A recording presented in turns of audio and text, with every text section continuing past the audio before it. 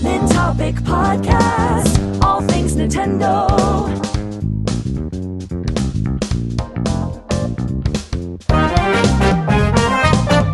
Yeah! The song that was that you, Zach? I don't know who it was. I didn't know my mic was getting picked up yet. Yeah. We can't see Mike. My mic was Sorry, Mike. messing up. It's all just a mess today. It's beautiful. I love it. You gotta reload. Technology. And Mike left Guys, us. welcome to the Mike Odyssey podcast. Sans Mike Odyssey. Just kidding. He's back. Welcome back. Welcome to the Nintopic Podcast. It's party time, guys. Give me your best move in the chat. Come on, let's send those emojis.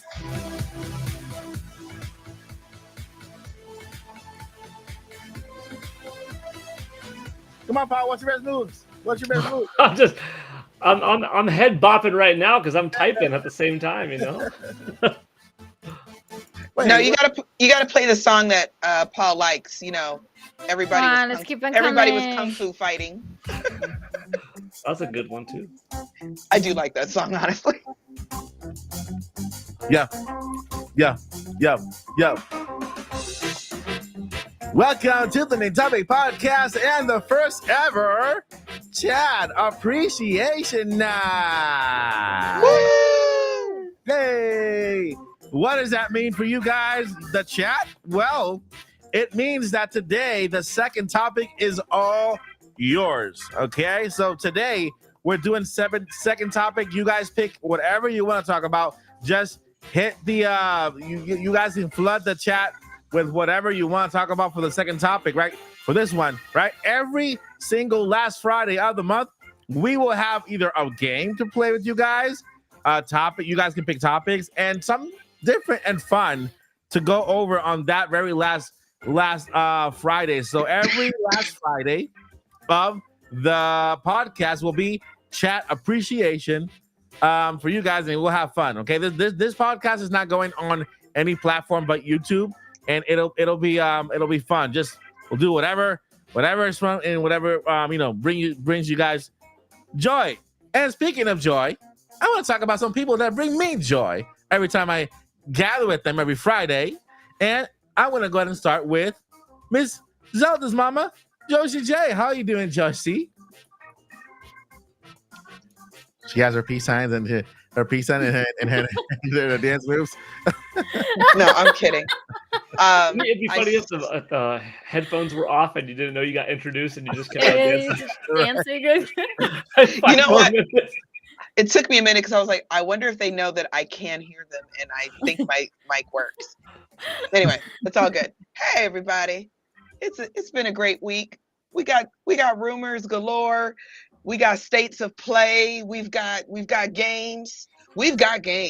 I don't know about what else is well, I do know, but everything else that's going on in the world, we still picked the right timeline, guys. We were born in the right timeline. We are in a very beautiful age of gaming. It's everything is wonderful. Everything is awesome. And Everything is awesome. Please don't copyright us. And also my Splatoon fans out there, Sizzle season for the summer has begun. So right after the podcast, get with 3 of your friends and go ahead and hop on and get some splatting going. Nice. That's very nice. Go get you guys splat going. Don't be sore losers. Remember, whoever wins, be happy and stuff. Because Splatfest is going on and surf. All right, and moving on to, I'll stay in Hyrule. I will just stay in Hyrule for this one. This next door with Lilly Hyrule. What's going on, Lilly? Hi, Mike. How's everybody doing? Hello. I actually smelled like smoke because of Rip Fest. I was on Rip Fest a couple of minutes ago. Yeah, there was Rip Fest in my city. So it was so delicious, and I had some delicious mac and cheese as well, and a corn in a cup. It was That's so not good. cool. That's not it's cool for you, but not cool for us because we don't have I'll invite you over sometime. Yeah, so you can. Hang out And over here. And can I come? Because I will make you real mac Of and cheese. course, Because of nobody course. beats Yes, my please. mac and cheese. Yes, You just gave me a birthday idea. For my birthday, I want to do a rip fest. I want Nice. Yeah, for sure. And yeah. And in terms of like gaming, I'm very excited because Zelda appreciation. Like we're getting a lot of Zelda stuff, and I'm so happy about it. But I'm also very sad. And I'm right. sad because I'm gonna go on vacation, and that's not the sad part. The sad part is that I'm not gonna be with you guys for 2 weeks. And the other sad part is that most likely it's gonna be the Nintendo Direct, and I'm so Ooh, yeah, that's gonna hurt. That's gonna hurt. We're gonna. I mean, But- you still have to watch it and give Of us your course, thoughts when of you get course. back, though. Yeah, she'll be Yeah, in so the I'll chat. be in the chat. I'll be in the chat, okay, going crazy with everything that Nintendo just, announces. And getting ready also for the Summer Game Fest as well. Like, yeah. So And I'm not sure if you knew, but you can download the app and you can just like pop in. Hey, I guys, blah blah. I'll be in the chat and just say hi, and then come back. Oh, that's great. Okay, Yeah, yeah, I did not know you do that. that. Thank you so much Paul for that. does that once in a while. Whenever when he was teaching, he used to be like in the car with like, I'm just driving here with my phone. With the Yeah. bad reception and everything. Nice. Okay, that's great to know. Like running over everybody here. What Yeah. was that? I don't know. What was that? Hey, podcast is priority. Yes. that's But yeah, it's we also had a state of play, so it was a very wonderful week. Yeah, I'm very excited. Yeah. All right. Well, so talking about Paul, the illegitimate son, Mr. Furukawa, and the nephew of Miyamoto. Paul, what's up? Oh man, one of these days. Yeah, one of these days, Furukawa will say, "Yeah, that's my son." I don't know. Maury's off the air now, so Maybe during the podcast, I'm gonna bust out the picture that Mr. Furukawa and I took at E3 2019 together. Is that when you told him, Papa? And he's like, who? That's the one. That's the one. Yeah, it's been a pretty good week overall. We had the state of play, which I'm sure we'll talk a little bit about later on. Mhm. Maybe it wasn't the best part of the week, but it was a part. Yeah, Yep. you have the honors of bringing that up, Paul. That's your job today.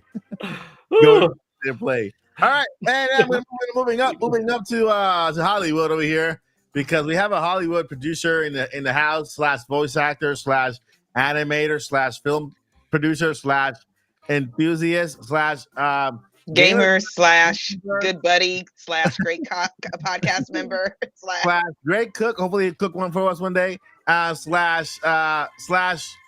friend, Mr. Zach, the Mac Hendricks. I was so confused. I was like, how come we're introducing Paul again? Paul is also all of those things as well. How Yeah, is it yeah. going, But we are everybody? talking about you specifically. Yeah. What's up, Zach? Tell us What what's up? going on, Zach. I have just been pretty much working on different film sets all week, doing virtual production stuff, which is cool. So that's LED wall stuff and whatnot. Nice. Ironically, the thing that my laptop is sitting on right now is a Pelican case because I didn't have a good, I didn't have something good for my laptop, and so I got this Pelican case that's got like the fanciest virtual production like equipment in it, and it's just like, yeah, this is a laptop stand now. So it has just been a busy week working on a Batman fan film, which has been really fun. Nice. Nice. Yeah. Nice. We have to see some behind the scene pictures from Yeah. Zach. Sneak peeks. Sorry, guys, it's private. Just for the cast, and hopefully when the film comes out, For the members as well. You can For click anyone on who wants some sneak peeks, you can go follow Method 2 Method 2 Madness Films on Instagram. There you go. But yeah, There's a that has plug. pretty much been my whole week. I got party lights going now because I felt left out because everyone else was vibing. But yeah, that's pretty much it for me. that is awesome. All right, my friend. So we have a podcast to run. Well, today is a party podcast dedicated to our amazing chat here today. But before we have a topic to go over. and that's video games, right? Right? Who doesn't like video games, right? We talk about video games, right? Wait, you guys like video games? I think We so. should totally do a podcast together. What's a video game? Trying to decide. Do I like video games? I don't know. I'll see. We're talking about video games again.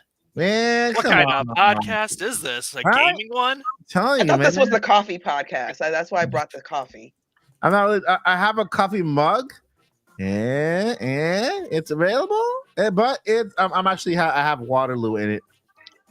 That's okay. Cheers, guys. Cheers. Clink. Yeah. Cheers, clink, Yeah. clink. Break the webcams or scratch up the microphones. But what are you drinking, guys, in the chat? Let us know in the chat. Yeah. Is it hot? Is it cold? Is it mild? Mild. It's a hot chocolate. Hot Yes, orange juice.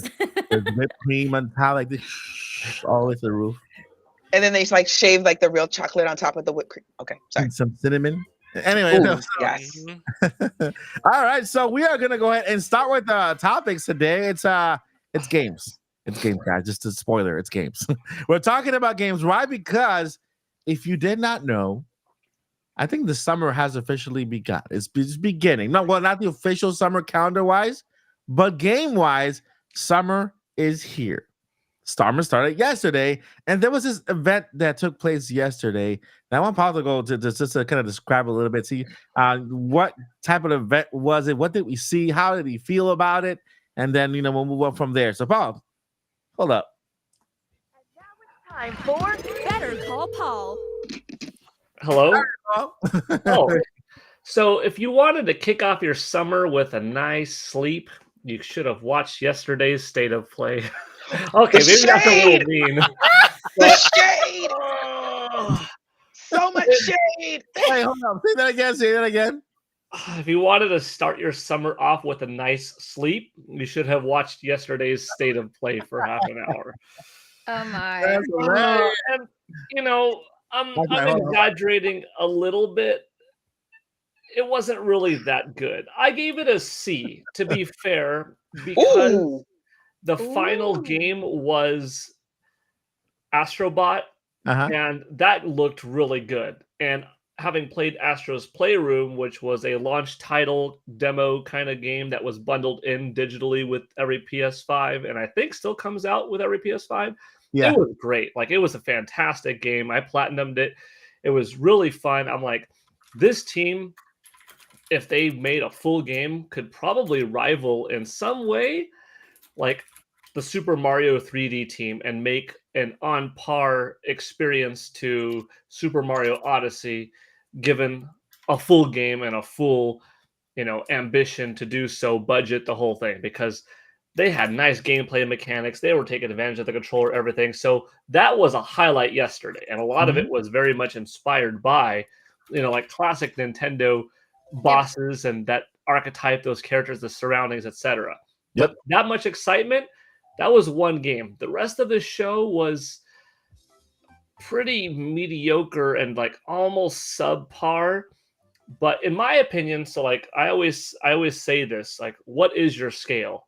Mhm. 5 is totally mediocre in all senses of the word average, and then you Yeah. have to go up from 6 being fair to 4 being subpar, 7 good, 4 3 bad, 8 great, 2 horrible, 9 excellent, 1 awful, 10 perfect, 0 unplayable.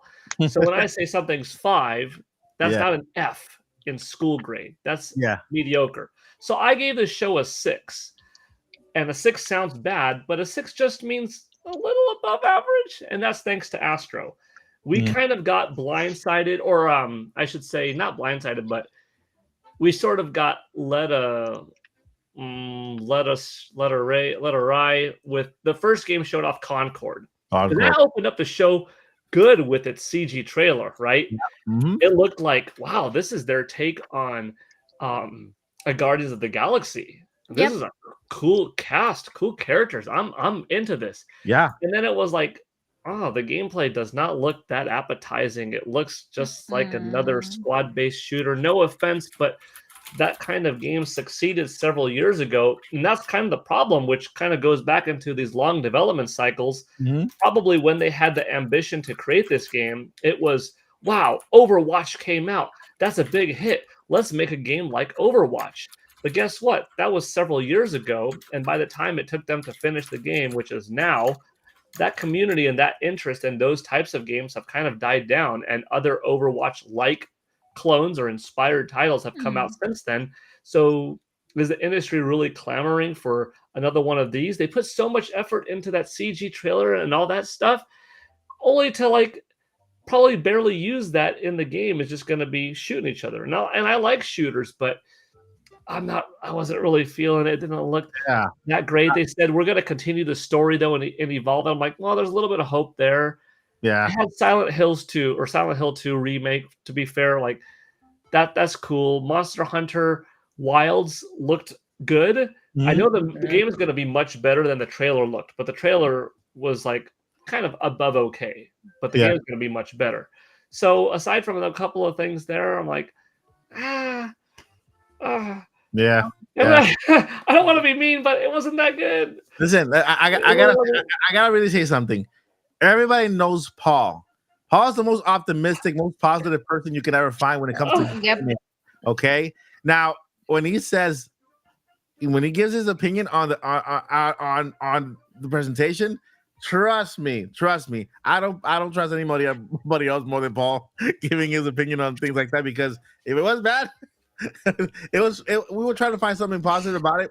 And the problem is that in the middle, that middle chunk of games, it's like the same thing Joycey mentioned one time, where you don't know when one begins and the other ends, because they all look exactly the same.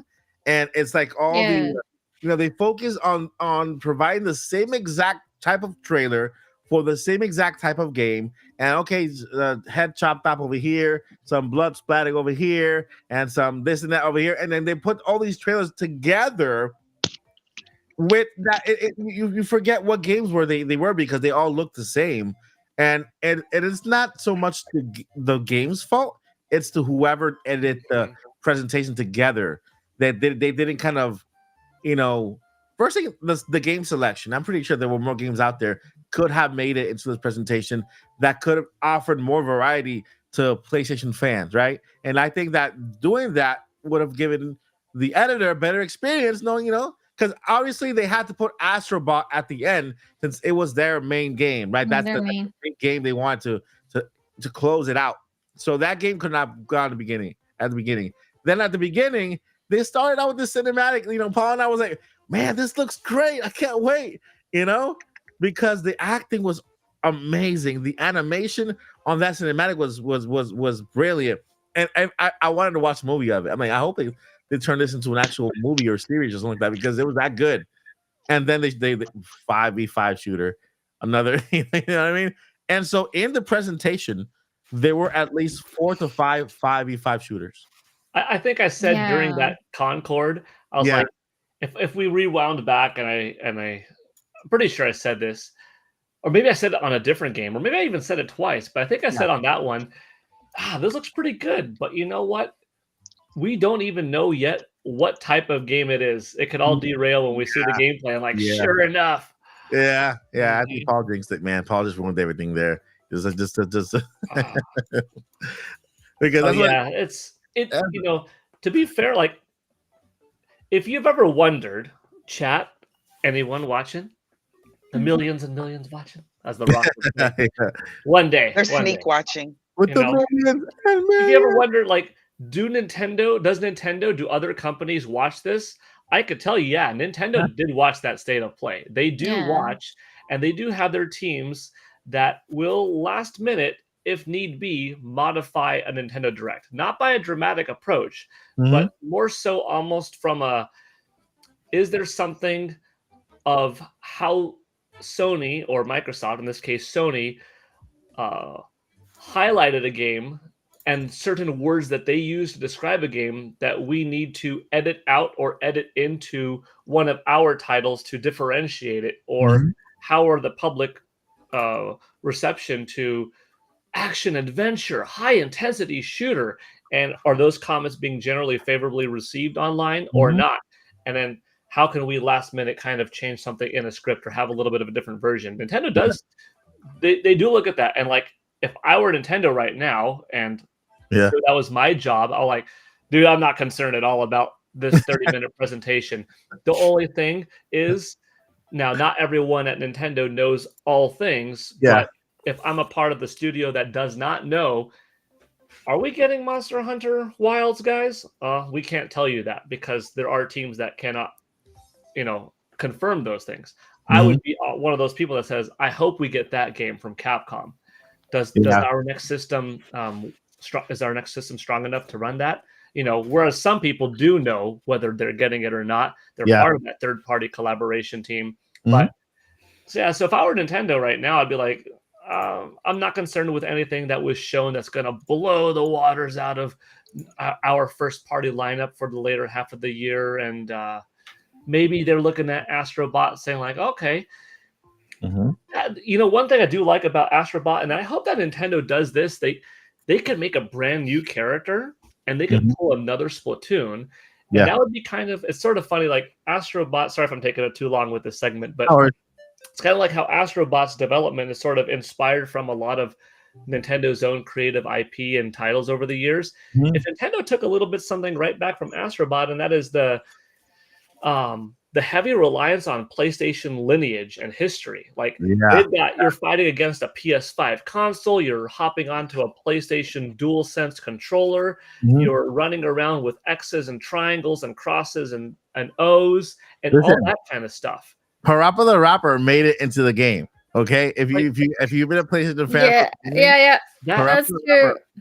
A Nintendo game, whether it's easy to just put Mario, but you look and see what happened by Nintendo not using Mario for Splatoon. They could have, but they made a brand new thing with the Inklings and the Octolings and all this kind of stuff. And they made a brand new IP and they could sell more merch and they have all that stuff. So instead of using Mario, maybe have some kind of new character that is a collector of Nintendo worlds that you could hop into different cartridges of the past and interact with N64 controllers that turn into jets and GameCubes that are used as weapons to sling around and stuff like that. And because Nintendo has a beefier, more powerful, stronger, crazier fan base that has more games, more consoles, more decades worth, that if you think that the Sony fans that are kind of all over the place because PlayStation is very different now than it was 25 years ago, if you think they like Astro Bot and, oh man, that's PlayStation history right there. Think of a Nintendo history game with a similar inspiration. Nintendo history. Yeah. Our people, I say our people because I'm more of a Nintendo fan than anything else, even though I do play everything. So like the Nintendo fan, like they would eat that game up. Like I get to run inside of a Nintendo Entertainment System and actually jump on different like little nodes and see like the infamous 72-pin gold little cartridge and have to scrub it and use a blowing gun to like, oh, I'm creating a game right now, like. Anyways, that's my takeaway would be let's get some inspiration from that game because it does look cool. It does. I gotta tell you, the game looked incredible to me. I was like, I want to get it day one. It's available September. Only a couple of months away, 3 months away from the announcement. What month are we in? Tomorrow's June. May. It's the Well, end it's about to be June. In June almost. Yeah. So and then you might say, hey, why are you guys are Nintendo fans? Why are you talking? I mean, when you guys are on the Nintendo channel, why are you streaming a PlayStation event? Well, if you didn't know, we are actually expecting a Nintendo Switch 2, which have been confirmed that it's going to be shown this fiscal year. We don't know the name of it. We're just calling it Switch 2. But we all assume it's going to be a little bit more powerful. And to the point where we might see a Switch 2 game appear in another presentation somewhere else. So keeping our eyes open for that one game that could, hey, this looks like it could be a Switch 2. Just like that Monster Hunter World we saw yesterday. It looked like, most likely they might have that one for Switch 2 as well. So that's one of the number one reasons we were looking at the presentation yesterday. And not only that, but hey, we are also PlayStation fans. You know, Paul has a PS5 on his end. I got a PS5 on my end as well, right? And we have also viewers who have PS5s, and you know, so yeah, we in the channel. There's no such thing as those console wars. Console wars. We love Mhm. all gaming as one. I have on my Xbox Series X here, PlayStation 5 here, and I have my Switch right in the middle. And so yeah, it was a presentation. I'm not gonna even say but bad, good. It was a presentation. They did it. They presented something. Astrobot was the winner by far. By far. With that, that was the beginning of the presentation. There's more coming, guys. There is more in store when it comes to video games, and this is where I want to get everyone's. Okay, so basically, if you didn't know, summer has been known now. I think E3 was the one who started this. They Paul was educating me yesterday. He was telling me, hey, E3 was a May thing, and now they moved to summer. And ever since they moved to summer became that well-known thing for games and stuff like that. And so, thanks to E3, RIP, you know, that we have the summer of games now. Summer Game Fest took over, and Summer Game Fest, believe it or not, now they have their in-person too with demos and everything. Summer Game Fest. I think Paul is headed over to Summer Game Fest on Friday. So check his channel for footage because he always gives you a little bit here and there of behind the scenes of what's happening there. You'll see him in his Mario suit with his, you know, and you know, showing really cool stuff. So make sure to subscribe to the channel for that. But Summer Game Fest is around the corner. It is next Friday on the 7th. Okay, there, yes, we will see Switch games. We might see Switch 2 games, although they might not say Switch 2, but they can say Nintendo's next gen system because the system has been confirmed by Nintendo President Furukawa. So what is keeping them from saying, you know what, this game is coming to Nintendo's next gen system and not the current system? We'll have more information on this game later on in the future. There's nothing from keeping them because Nintendo has already publicly admitted that they're showing it this fiscal year, and so they can just use the same exact wording that Nintendo did. Next gen system, next system, right? But I want to go over the chat and go over the expectations, right? Over the expectations for this show. Before that, on Friday is the Summer Game Fest, right? Then Next Friday. Then on Sunday, let me go ahead and go to the actual Sama.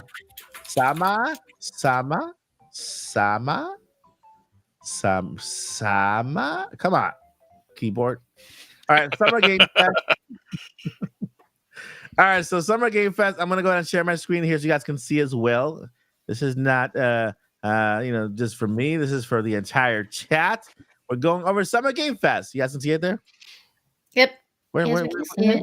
But Where are you? we are gone. We're There here in you spirit. There we are. There you are. All right, so we have Summer Game Fest here. Wait, we're missing somebody? No, No, we're good. Okay, that's all 5. so Summer Game Fest is right here. All right, so hey, that gave me an idea, like high five, right? We were the high five. Well, not the high five, but Like, yeah. not high, guys. It's like we're 5, so it's like high five. Anyway, moving on.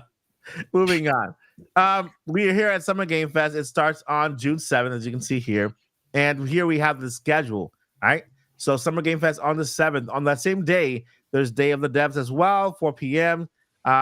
Pacific time, 7 p.m. Eastern time. Then we move over to Volvi's 15th birthday. I don't know who that is. Looks like a little poop. And Future Play Direct. Never heard of that either. Wholesome Direct is nice, cozy. That's one thing that we're looking forward to. Wholesome Direct. I think Nintopics is going to be is an official streamer of this, so check him out. Wholesome Direct on June 8th. June 8th, the same thing. The Latin American Game Showcase. That's new. It's actually new. Never kind of. It's all Spanish games, I guess, right? I don't know. As a Hispanic, I don't get this. Anyway, Future Game Show, Summer Game Show. There's 2 future ones. Future of Play. Okay, Future of Play. So there's a lot of future stuff here. And then this one, the bigger one, June 9th, is the Xbox Game Showcase, right? And of course, and on June 10th, we have Ubisoft Forward, right? These are kind of big ones, like the Summer Game Fest on the 7th. Then below Xbox and Ubisoft forward. They're like I think they're the biggest ones we have there. So with that, here is I'm gonna throw it out there. Is anybody in here looking forward to any of these presentations and why? I'm excited about the Xbox presentation, Mhm. and also I'd say Ubisoft, the two big ones. Uh-huh. With Xbox, I just always. This might sound bad to say, and I'm not trying to fan the flames of console wars, but I feel like Xbox has constantly been behind the 8 ball, and because of that, it like forces them to innovate a little more than we normally see. Yeah. Like when we got the handicap controller, I forget what it's called, the accessibility controller. Like that was one of the coolest things ever, you know? And like then they introduced all these modes and whatnot, and like, oh, you can use 2 controllers to control the same controller in game, but one of them can just control buttons and other ones can control the sticks. Like co-op playing as one character, like it's so strange. And I just every time Xbox goes up, it's either I feel like it's never bad. It's either just like okay, or it's like okay, oh, that was cool. So yeah, I'm excited to see what's going on with Xbox, especially with the Switch 2 coming out. Yeah. You know, like I feel like they're just in a position more than ever. There was rumors that Xbox was done making systems, you know, like that got so much traction that Phil Spencer had to be like, no, we're still making systems. Yeah. But Yeah. like I just feel like you can't get more behind the 8 ball than having your president have to say, yes, we are still making video game systems. Yeah, with them is they're having a Wii U year, but the other way around, right? It's like they're not having a Wii U year because of their system. They have a crazy powerful little fridge there, you know. They're having a Wii U year because of the games, because they're not releasing first party games, right? They don't have these games that will attract people to buy that Xbox because they're exclusive. They're doing the opposite. They're going third party, you know. So, all right. Anybody else is Joycey? What are you most excited about here?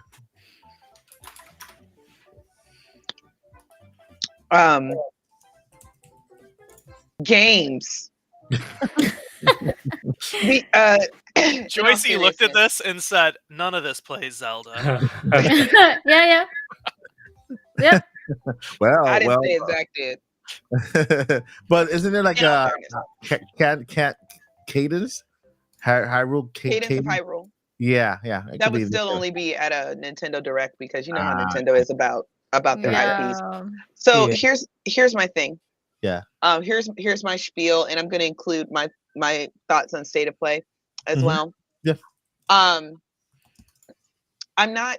I say this all the time. I don't really care about graphics, frame rate. If it runs and it's fun, I'm gonna have a jam with. I'm gonna have a great time.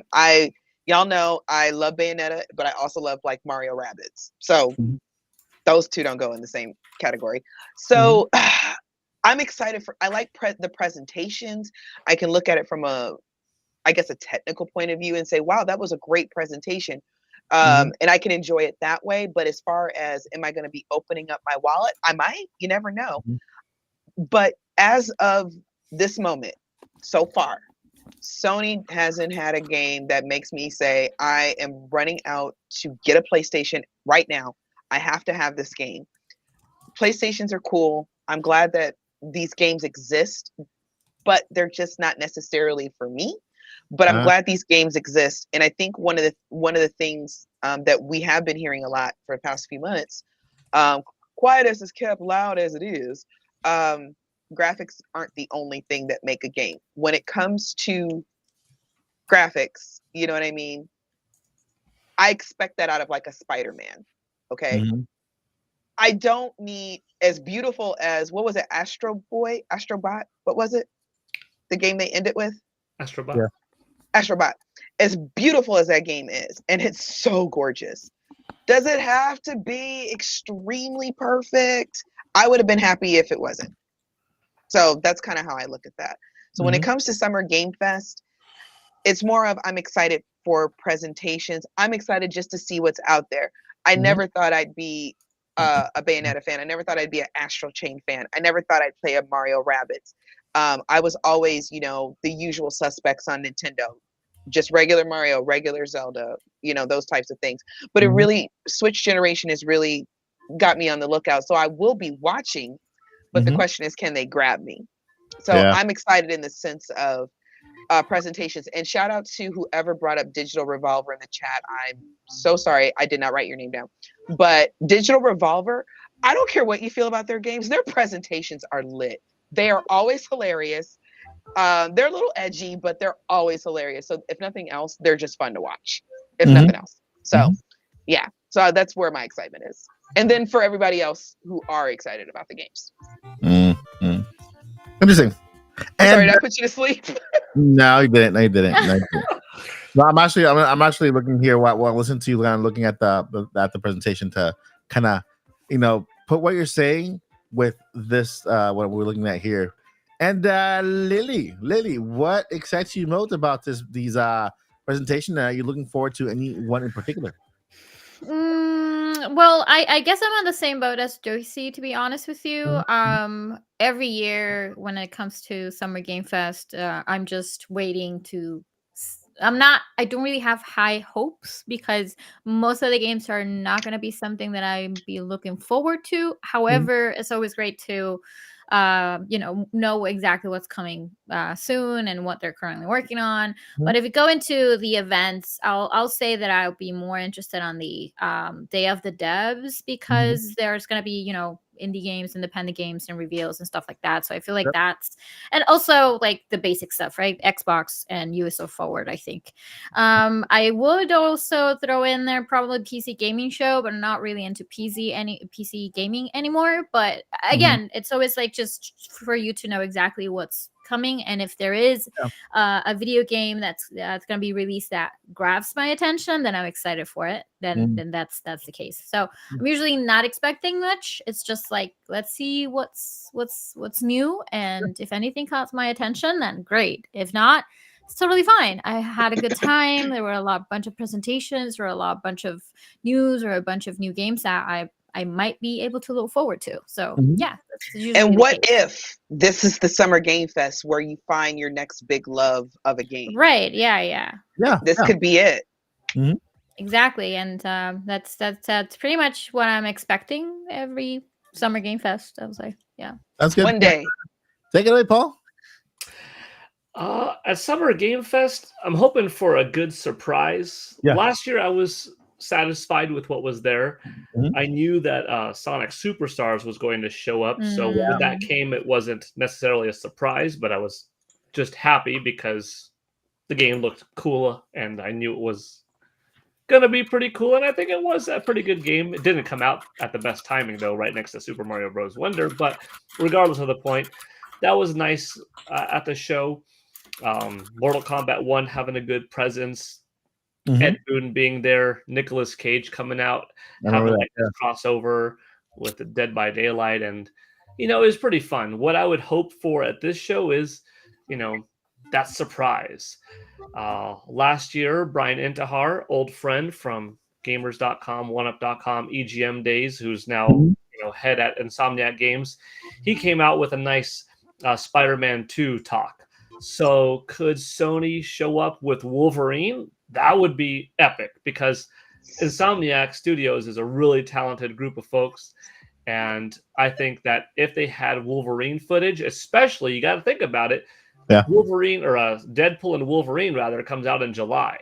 So kind of going on that, hey, in 5 weeks, the character that's going to be hotly anticipated in the new movie, well, here's the first trailer of that same character in a game that's still a ways away, but we're going to show it. That brings some synergy in marketing. So Wolverine being shown off at Summer Game Fest would be awesome. And beyond that, just any kind of surprise I'm looking forward to.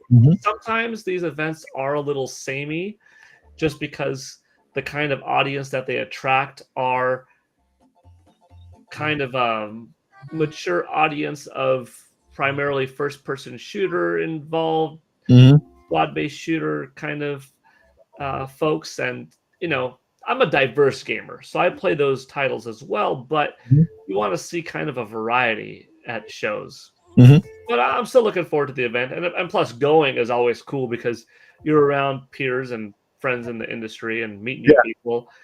For the Xbox showcase, I'm an old school Rare guy, so anything to come out of Rare would be terrific. But Man, the likelihood is just so little, and Microsoft Rare? has so many studios. Diddy Kong Racing. Well, they Yeah. wouldn't do that one. Oh, I know. wouldn't that be crazy though? Oh, actually, you know what? I won't omit it. Could you imagine, like, Rare and Nintendo and Microsoft? I mean, well, they all team up to do this like co-launch of something on Xbox and Nintendo Switch 2 at the same time. Like that would be nuts. But yeah. we know Perfect Dark is in development, Mhm. but we haven't seen it since that Game Awards like 4 Mhm. years ago. Mhm. And then we heard some troubles behind development. But Perfect Dark would be the game I would want to see from Xbox, because Perfect Dark on N64 is still very high on my list of like favorite games of all time. And Perfect Dark Zero was good, but nowhere near as good as the original. Mhm. I think we might see a new Doom. Like Microsoft owns so many IP, but I think they bit off more than they could chew. I agree. Mhm. They Yeah. acquired all these studios. They have so much, and some of it shouldn't be a surprise. They've had Rare for 20 years, and they've used so little of their assets of Conquer and Banjo Kazooie and Blast Corps and Jet Force Gemini and Perfect Dark and Battletoads and Killer Instinct. Yes, they have used them, but so sparingly, and that they never stopped because they started right when they got on Xbox after leaving N64 GameCube early on. Mhm. They would have captured that Nintendo fan base and have evolved them as they got older and built up a powerhouse of the last 20 years. And then now that they acquired, Bethesda and Activision, are we going to be seeing Crash Bandicoot and Spyro and Tony Hawk, which are all under the Activision brand, or are these going to fall apart because they bit off more than they could chew? I think Microsoft has the potential to do a lot of good, but they have to shift things around. But I'm still looking forward to the event for what it's worth, and Ubisoft too, because I would like to see a little bit of the next Prince of Persia game Mhm. that's being developed by the Dead Cells team. That could be cool. And the next Assassin's Creed set in Japan, like Yeah. play on that one. So I think the month Silk of June Song is could pretty come. hot. Oh yeah, that's the one that we could potentially see. I'm not even gonna say anything because that game always lets me down when it comes to predicting. Get it wrong. You gotta believe, Mike. Gotta just believe. I'm tired. I'm tired. See if no, that wouldn't be exclusive, but What you excited for on here, Zach? I already answered that. Yeah, he did. That you did? Yeah. Yeah. But I You're will 40, just y'all. say, going off of what Paul just said, and also what you said earlier about how Nintendo should borrow from Astrobot, I feel like the easiest, just listening to you list everything that Xbox owns, like Smash is done. Nintendo's got the giant roster fighting game of all your people in it. But like, you can do something like that in not a one-on-one fighting game. Mhm. Like, there can be some big adventure game where Crash runs into Banjo, you know what I mean? Like, Yes. that would be so iconic and so easy. Like, it's low-hanging fruit, but so many people having Battletoads in that, like, that's just such an obvious answer. And it's just A good annoying. Like, I rival. think about the Subspace Emissary and Brawl and like how it was a big adventure. Something like that, its own giant RPG, or not RPG, almost like a platformer adventure game with all of these characters in one giant quest. That would just make so much money, and it annoys me that it doesn't exist. that's Microsoft's exclusive Kingdom Hearts. Oh, It's taking Final Fantasy mixed with Disney, but you're doing it with Xbox that now has freaking Doom Guy and Crash and Spyro and Tony Hawk and Banjo and Conquer and Battletoads and like everything you said. It's so easy. But See, it's the Nintendo fan that likes that game.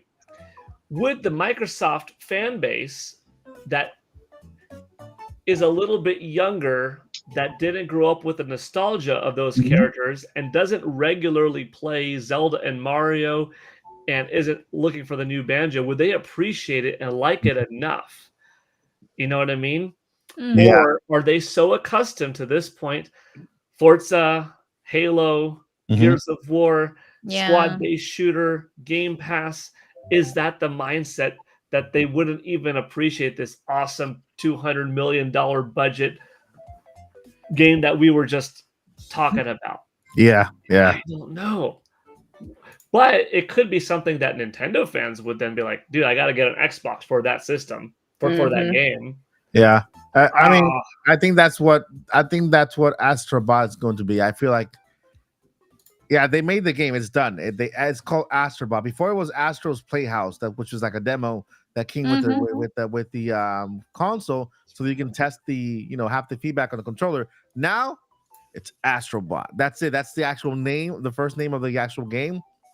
It convinced me to buy one, and I already had one. So I'm looking forward to that. When it comes to the actual game presentation, what I'm looking forward to the most is now that I'm more involved, and Paul and I are more involved when it comes to creating presentations like this, just talking to developers and seeing the excitement behind their games and how they're happy to show their games. It's like it gave me more appreciation for these events, right? And so I'm like, man, Summer Game Fest, they won. We're gonna get more games. My day right now is Day of the Devs. That's indie. That's what we're going after as well. Indie Mania, So that I'm gonna look forward to that one. Looking forward to see what games they have on there, because I've spoken to many developers. All right, and they say it's so hard to even get to Day of the Devs. So hard to get in there, and it's like a lottery for them. It's a lottery to get into a Nintendo Direct, an Indie World Showcase. It's like a lottery, and so many of these devs never end up getting anywhere, and they try to promote their games on their own, and they can't. And so their games that die down, you never hear them, and they could have been that best next what's that cat game? Stray, the Stray game, you know what I mean? And I love that having it's what, 3 days, 7, 8, 9, and then 10. Ubisoft is not necessarily part of Summer Game Fest, but they added it to the website. And so I would say it's 7, 8, and 9. It ain't right. Yeah, and so I'm excited for basically everything. I know that Switch 2 is coming along the way, and I will keep my eye open for maybe a potential game that I might see coming to Switch 2. That's something exciting to look forward to. Cozy, wholesome direct. I like the whole idea about the wholesome direct. One of my favorite games is Animal Crossing, guys. I did a tribute type of video, if you haven't watched it yesterday, on Animal Crossing and what it did for humanity in 2020. It's the unsung hero, a video game who helped so many people, just kind of cope with what was going outside, right? And so the wholesome direct, the cozy type of game, I think it was born there. It just came out of there, and so many people kind of got, So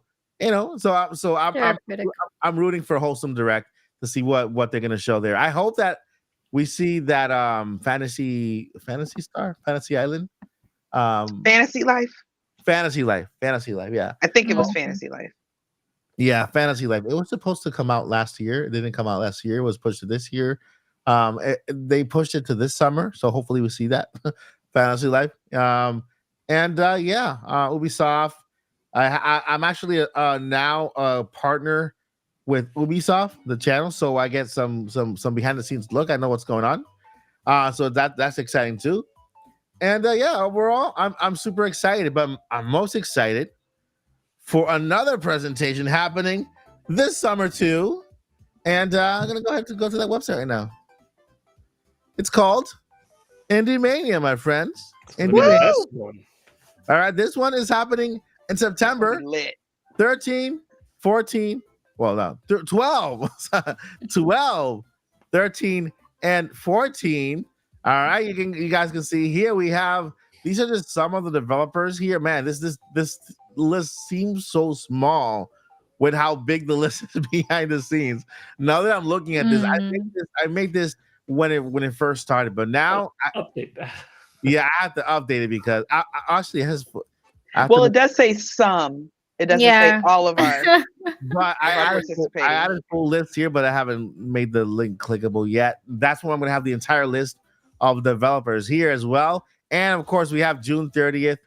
Is it June 30th? Yeah, June 30th for the deadline here. And this is what we have so far. By the time this ends, we're going to have, I don't know how Paul, we're not going to do this. This is going to be insane.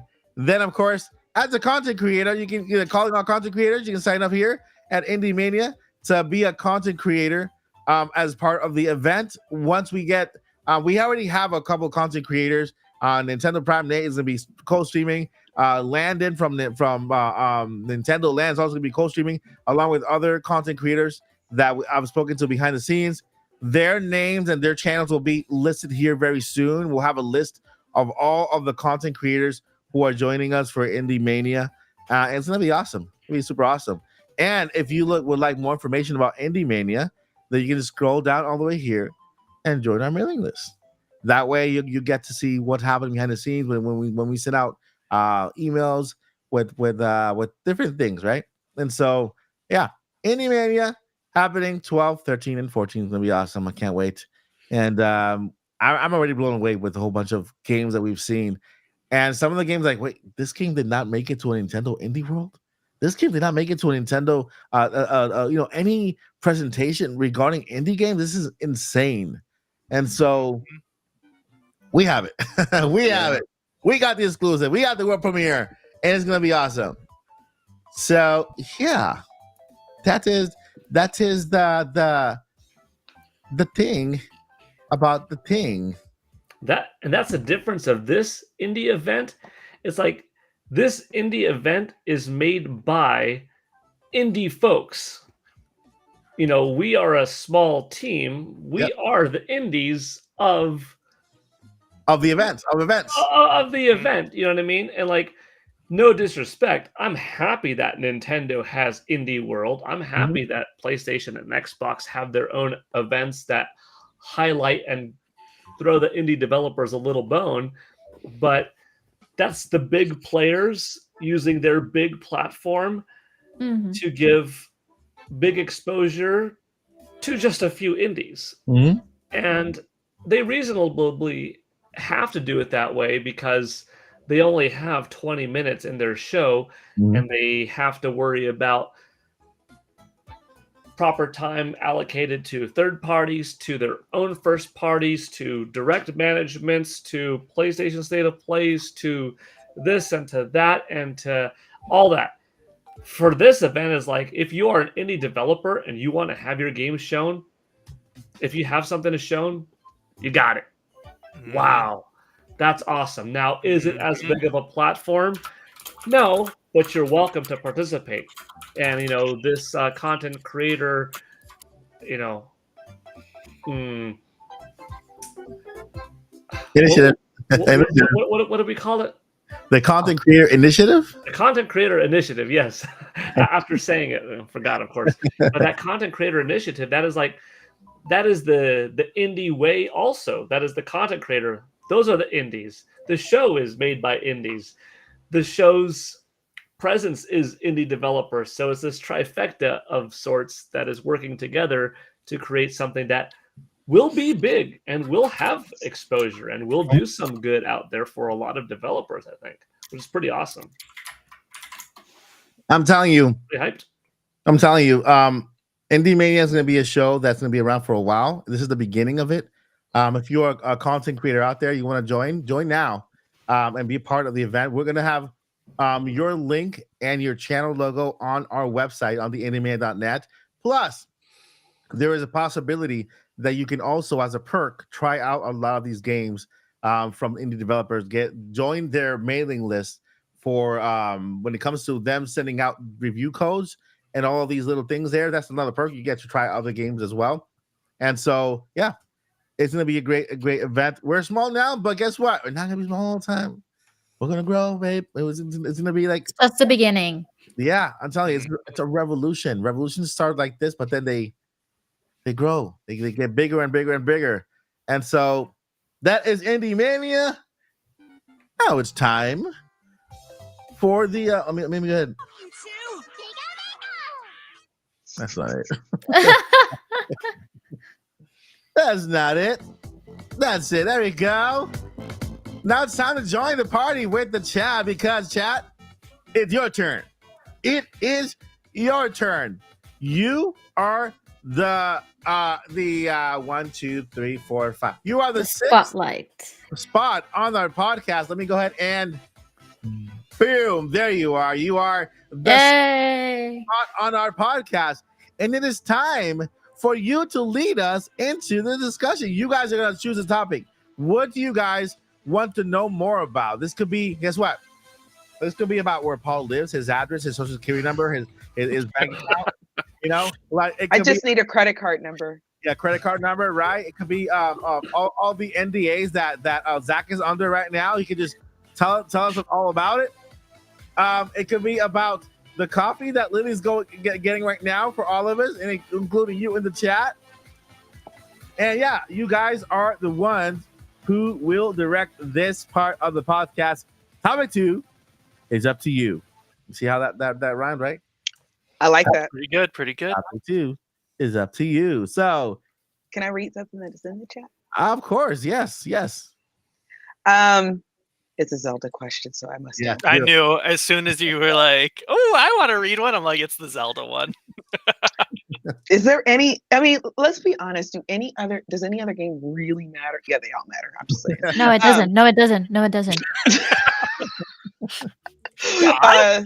We'll edit that out later.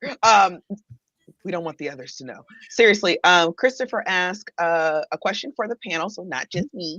When we get to the, it keeps jumping a little bit. Okay, sorry. What do we think of the rumors about the Zelda-centric game coming out? One thing I want to say is that is a rumor. We don't know anything's coming out for sure. To be perfectly honest, everything's a rumor until, I don't care if even Pioro says it. Pioro says it. It's a rumor until the actual devs like announce it or whatever. Nintendo, okay. Yeah, like Zelda, it's lit. I'm always excited for Zelda. I don't care what it is. I will be honest, going by the rumors, if it's supposed to be allegedly a Zelda, from Zelda's perspective, it's going to be her game. I hope that somebody at Nintendo has been watching. I know somebody at Nintendo's watching us and took the idea that I've been saying for a very long time. If Zelda's gonna be a main character, it needs to be her own game. Yeah. Her own way of doing things, her own way of doing puzzles or whatever the combat or whatever the gameplay is gonna be. It needs to be a story from her point of view, and it needs to go along with the rest of the Zelda lore. But it's from her point of view. What I mean by that is don't have like Zelda like out in space doing something that has absolutely nothing to do with who she is as a princess, what she is to Hyrule. Yeah. Make it clear that no, this is Zelda who has like Link as her appointed knight. You know what I mean? But I would be very excited for that. All over. Awesome. It would be awesome if it were like a prequel before Link came along, and then all of a sudden it's like her journey and into discovering her true self. She's like the daughter of goddess Hylia, and so like little things. Not exactly. She Hylia inhabits her. Oh, okay, so it's like a reincarnation. So it's like it's Hylia in the flesh in a way. But Zelda, the human part of her, doesn't exactly know that. That's why she always trying to unlock powers and fighting Ganon with powers and stuff. Yeah, I got it. The only way I see this happening, Zelda being her own character in the game, which is kind of the most realistic way, is in a Hyrule Warriors type of game that has to do with Tears of the Kingdom, because Zelda goes back into the past, and that's where she is the main character there, with all of the imprisoning warriors there alongside her. And so I see a Zelda-led game there where she is the main character with all the other characters there trying to fight Ganon there, and maybe have that in another timeline, like what they did with Tears of the Kingdom, or with Legend of Zelda, the Breath of the Wild one, and then I mean, no, I don't have him beat Ganon, in that one, or do something like that. But that's how I see things going when it comes to a Zelda led. I would love to see a not a standalone alone. I think Link should be there in the background, just kind of following her like that, and then Link, leave me alone, Link. Yeah. I don't know if I want. I don't. That's awesome. I don't know if I'd want Link there because it's Zelda's story. Yeah. But I would be okay with if we did the thing like Tears of the Kingdom did, like Skyward Sword did, where we run into Link at different intervals, but we can't stand there and chit chat. I would like that. And then it's the end of Skyward Sword, it showed parts of Zelda's actual journey because you didn't get a chance to interact, sit there and just interact with her. Like they were both always on the go. I don't want to spoil it for Mike, guys. That's why I'm not saying everything. No, I know this. You're gonna love Skyward Sword. You're gonna absolutely love it. But I actually like that idea. Maybe they do Skyward Sword Zelda edition, like from her perspective, the entire game from her perspective until maybe the very end. But one more thing, and I want everybody else to chime in, especially Lily, because she's like my castle mate. So in Hyrule. But another thing I would like is if they did Zelda that way, but gosh, I've been doing this all day. Been like train leaves the station and then it stalls. I'm very, very tired, guys. I haven't slept in like 2 days. I'm very, very tired. I haven't gotten a lot of sleep lately. But when I think of it, I'll tell you in a minute. I'll be right back. I'm gonna go close my window. All right, not going far. All right, so I'm gonna look. I'm gonna look at other. Did anybody else catch any other questions in the chat from any other issue? Let's see here. Bumini, Paul, Narrow, not. But while Mike is looking for other questions, I'll give my short 2 cents on the Zelda question, which is, for me, I don't want to say I'm a stickler for lore, but I am. Like, lore exists for a reason, Yeah. And whenever people are like, oh, it's a made-up thing, whatever, and like, you care about this? I'm just like, okay, imagine you're watching Iron Man. I always use, or the Avengers, and then Thanos is about to win. All of a sudden, Iron Man's like, oh, wait, scoobity-doobity. And then all the bad guys just disappear. It's like, what'd you do? Oh, that was the magic power I had the whole time. Wouldn't make sense. We'd all hate it, say it was dumb. Because these worlds have rules and the rules matter. And so for me, specifically, I'd love to see a Zelda-centric game, but I would need it to fall within the rules of Zelda. And by that, what I mean is Link has to run around and fight because he has the Triforce of Courage. Ganondorf has to be an overwhelming adversary because he has the Triforce of Power. And so Zelda has the Triforce of Wisdom. Or in Breath of the Wild, I think she just kind of has the whole Triforce. Not sure. But they barely mention it in the Wild era. And so unless it was in that era, I would want to see almost like a puzzle game with Zelda, something that involves wisdom thinking, less of an action game, more of a figure this out, figure that out, almost like a dungeon crawl, minus like instead of fighting the enemies by force, you're fighting them by like you get them to come over here, almost like a stealth game.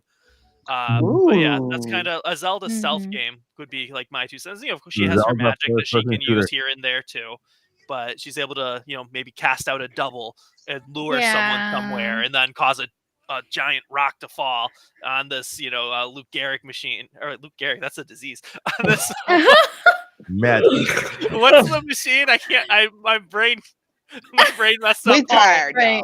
Stream fog right now. No, when you set up all these like dominoes and they knock into each other and they booby traps.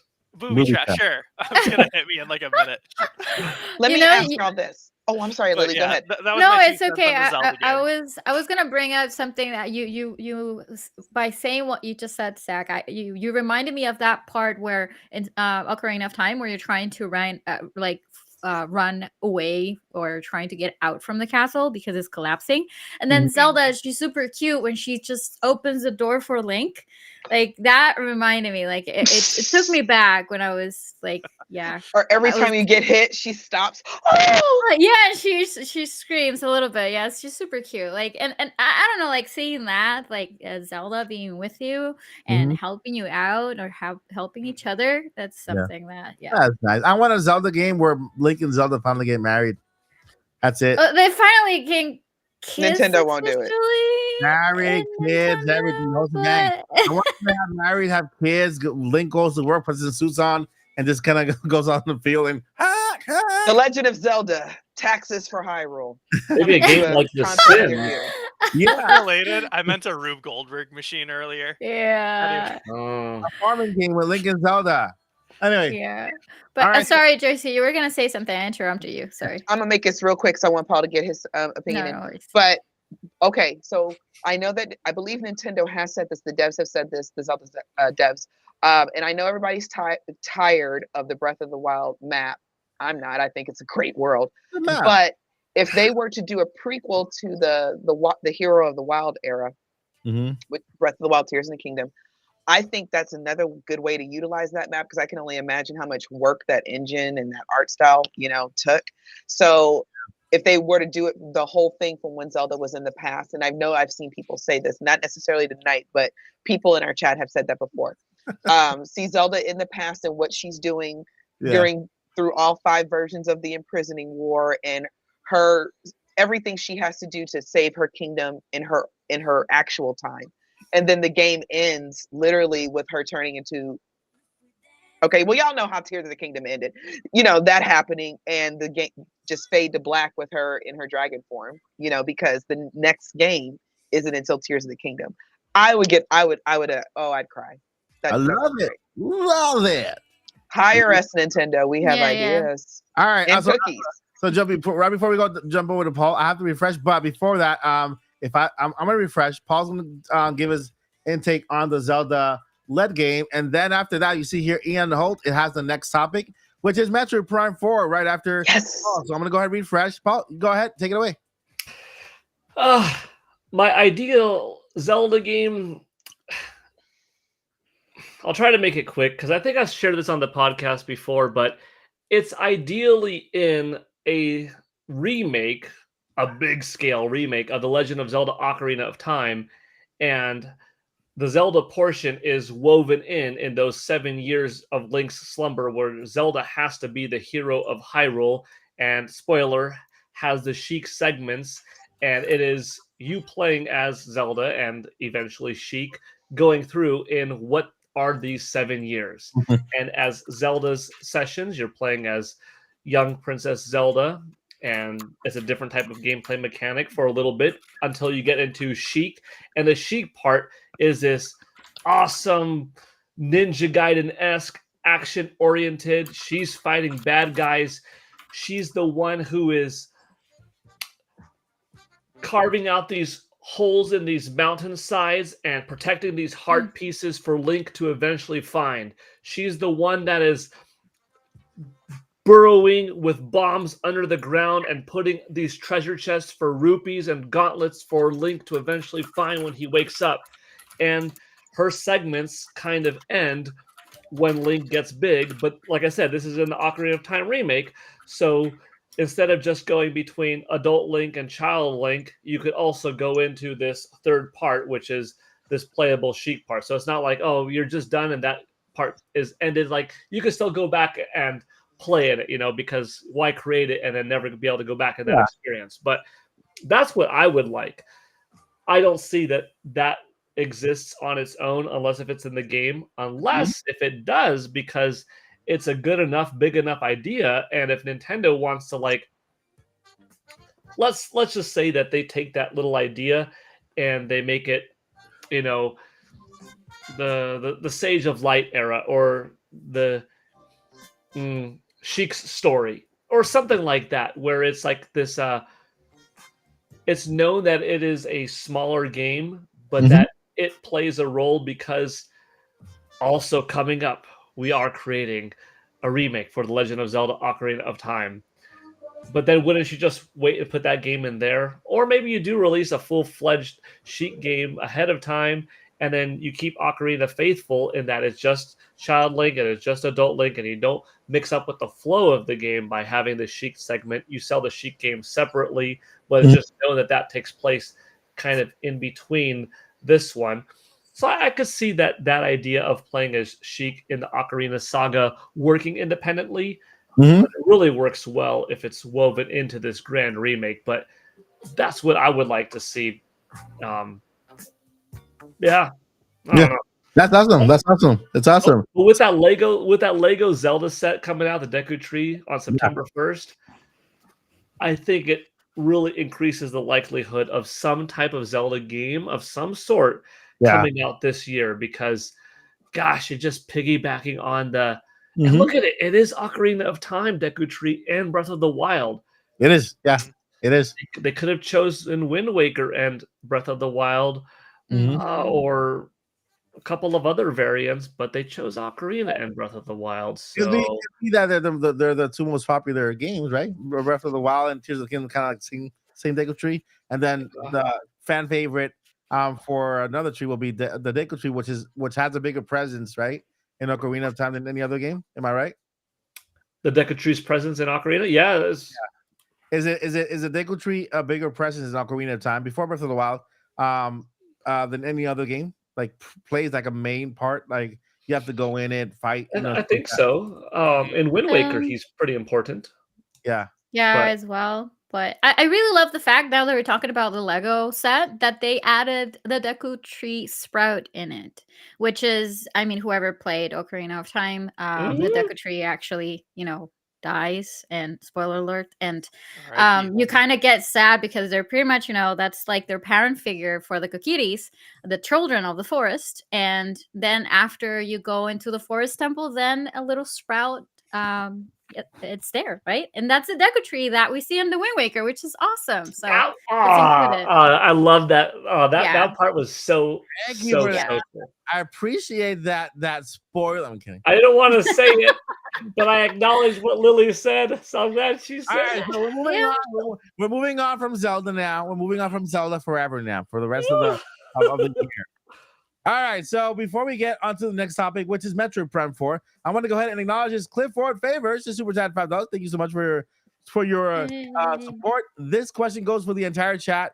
I've already read it, and I want the chat to answer in one word, one name, like off the top of your head. Not one, not two, not three. What game would you have on your phone for a cell phone ringtone? So I'm going to start real quick with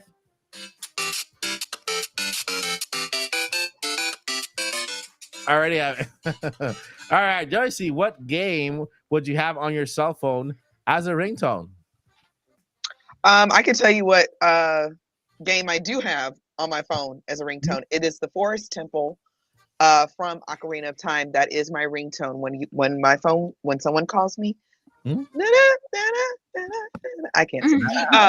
But if you listen to it, it's very and somebody brought this up in the chat, and then I promise, guys, we're going to get off Zelda. I promised the podcast I would not rant about Zelda this week. Sorry. No, you can. I'm not going. We're off Zelda. We're talking about the ringtone here. That's it, ringtone. So because even though I enjoyed the era of the Wilds, Divine Beasts and their version of Dungeons, I will admit I do miss the uniqueness, a little bit more uniqueness of the older style games. So I'm hoping that they mix that with the new. But that's my ringtone, the Forest Temple from Ocarina of Time, and it's been that way 10 years. All right, Paul, ringtone. What ringtone would you like to have on your phone, or you have on your phone that's related to a game? I think from Zelda, something simple. When you open the treasure chest. Yeah. Okay. You got a phone call. You got a That's like a text message, right? You have a text message, right? All right, Lily, what kind of ringtone would you have on your phone? Well, I have one already. Mhm. And the other thing is, here it is. Nice. And I have a funny story about that because actually this song got me a job, which was wild because I was in an interview and it was for something not video game related. And then the girl who was interviewing me, I just got a call and I had it wasn't on vibrate or anything like that, so it wasn't on silent. So she heard the song and she was like, "You like Zelda?" I'm like, "Yeah." And then I got the job. I was like, "Okay, Zelda got me a job. That's really neat." But Zelda saves lives. exactly, I think, because she also loves Zelda, by the way. But I remember like when we were very young, we were kids, and we were starting to get the cell phones and stuff like that. Well, because for your newer generations, we weren't born with the cell phone, we weren't born with a tablet. Yeah. And I remember that we used to have those kind of ringtones on the older phones. Yeah. And I got very excited of hearing Super Mario Bros. Ringtone because for me, growing, especially as a woman in video games, it was kind of difficult because not everybody believed that we kind of like women can actually play video games and stuff like that. It was a little bit harsh in like those years. And I got very excited that my cell phone had that. But if we were to pick a most used ringtone on a cell phone, I would definitely go not just with Super Mario Bros, but I would go with Tetris. The main theme will be like the ringtone because I remember that too, and I was like, yeah, that's really cool. Tetris is lit. All right, yeah, Mr. Zach, the Hendrix. As far as my video game ringtone goes, hey, listen. Zelda once again. Nice. So I do think Zelda's the answer to the question. I could see Tetris, but four out of 5 of us who, granted 2 are specific Zelda fans, but 4 out of 5 of us were like, oh, Zelda ringtone for sure. Yeah, that's cool. I'll stick with Mario. I'm good with Mario. Hey, Mario is amazing. The music. I've never played a Mario game.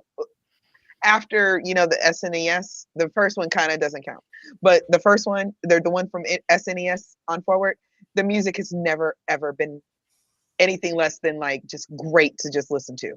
Yeah, right. Mario has the music's always awesome. Fun fact: I don't think I've ever had a video game ringtone. Now that I think about it, but I definitely have had dun dun dun dun dun dun. Power Rangers. Oh yeah. Oh, I know I recognize that. Everybody had that. I think I had that too. All right. So next topic, we gotta get up here because we want to cover as much as we can. The chat is leading. As this is Metroid Prime 4. So Metroid Prime 4 is the topic for the next, I'll say, 5 minutes. We'll do 5 minutes on Metroid Prime 4 so we can move on to another topic and then get to as many as we can from the chat. So the big question is, Metroid Prime 4, will we see it?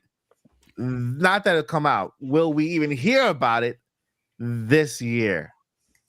My money's on yes. I feel like we're going to, even if we don't get, my big money is on we're getting the teaser in the next direct. Awesome. That'll be awesome. I'm putting my Monopoly money on that. But if nothing else, I believe we are going to get an update. I'm praying. I'm gonna light the candles and I'm gonna call my other prayer warrior friends and family. We're gonna get Metroid Prime something by next direct. All right, put money on it. What do you think, Paul?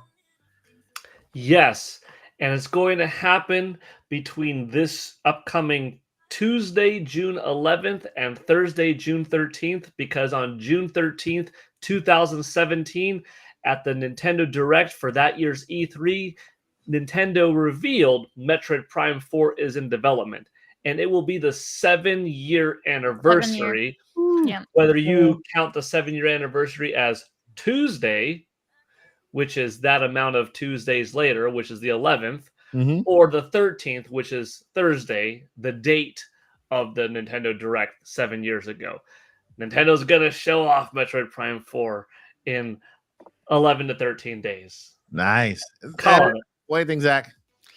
I am going to go a little contrary on this one. I don't think so.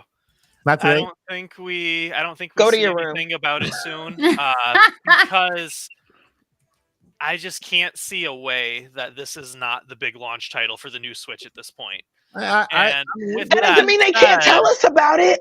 if they tell or show us anything and don't give a date, because all we know is fiscal year, we're getting new Switch info, right?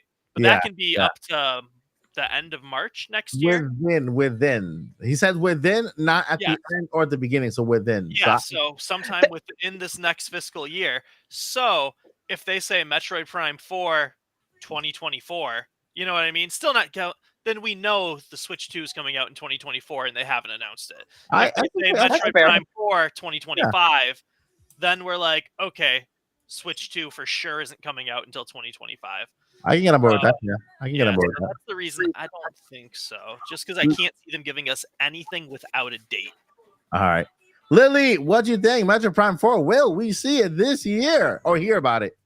Hear about it? Yes. Hear about And adding a little bit more to what Joycey and Paul just added as well is to I would like it to be or for it to have a Tears of the Kingdom treatment, because we have been waiting for it 7 years now. So to have something specifically just to give us something, like very little things throughout what's the remainder of the year, and also to know exactly when is it going to be released. I do agree with Zach, though, that I don't really think that Metroid Prime is going to be like the launch title for the Nintendo Switch 2. I totally agree with that, especially because Metroid has a very strong community, but it's not as well known as, you know, Mario IP or Zelda, even Zelda, because Zelda has always been there, but it hasn't been that big before Breath of the Wild. So Breath of the Wild pretty much connected everything. So I'm really hoping that we can get a little bit more like in depth in the future. Like, I don't know, probably have a little teaser this year, and then probably on the next teaser they give us if they're gonna have a title, because if it's going to be Metroid Prime 4, but what's gonna be the title, you know, if there's gonna be a title. And then after that, give us like a very small gameplay that we can probably have a little bit of a taste of what's coming, and then like a final trailer, you know, that kind of Tears of the Kingdom treatment. I think that Metroid Prime deserves that. Can I say one more thing? Yeah. Can I say one more thing? Yeah, go ahead. Because my vow is, if we get anything Metroid Prime 4 this year, not just by next direct, I'm buying all the Metroid games. But aside from that, so Zach, we gotta like put a bet on this, because we're on the same side, but we're also on different sides of the fence. But what I was gonna say is, think about it like this: like, everybody went everybody went completely nuts. Sorry, I gotta remember whose house I'm in. Everybody went nuts when we just got the logo. It just said Metroid Prime 4 now in development.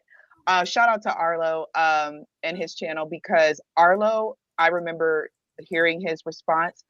Dude cried and couldn't believe that Metroid Prime 4 was even a thing. And I mean, he was choked up and he was screaming and everything. And there were so many reactions to that.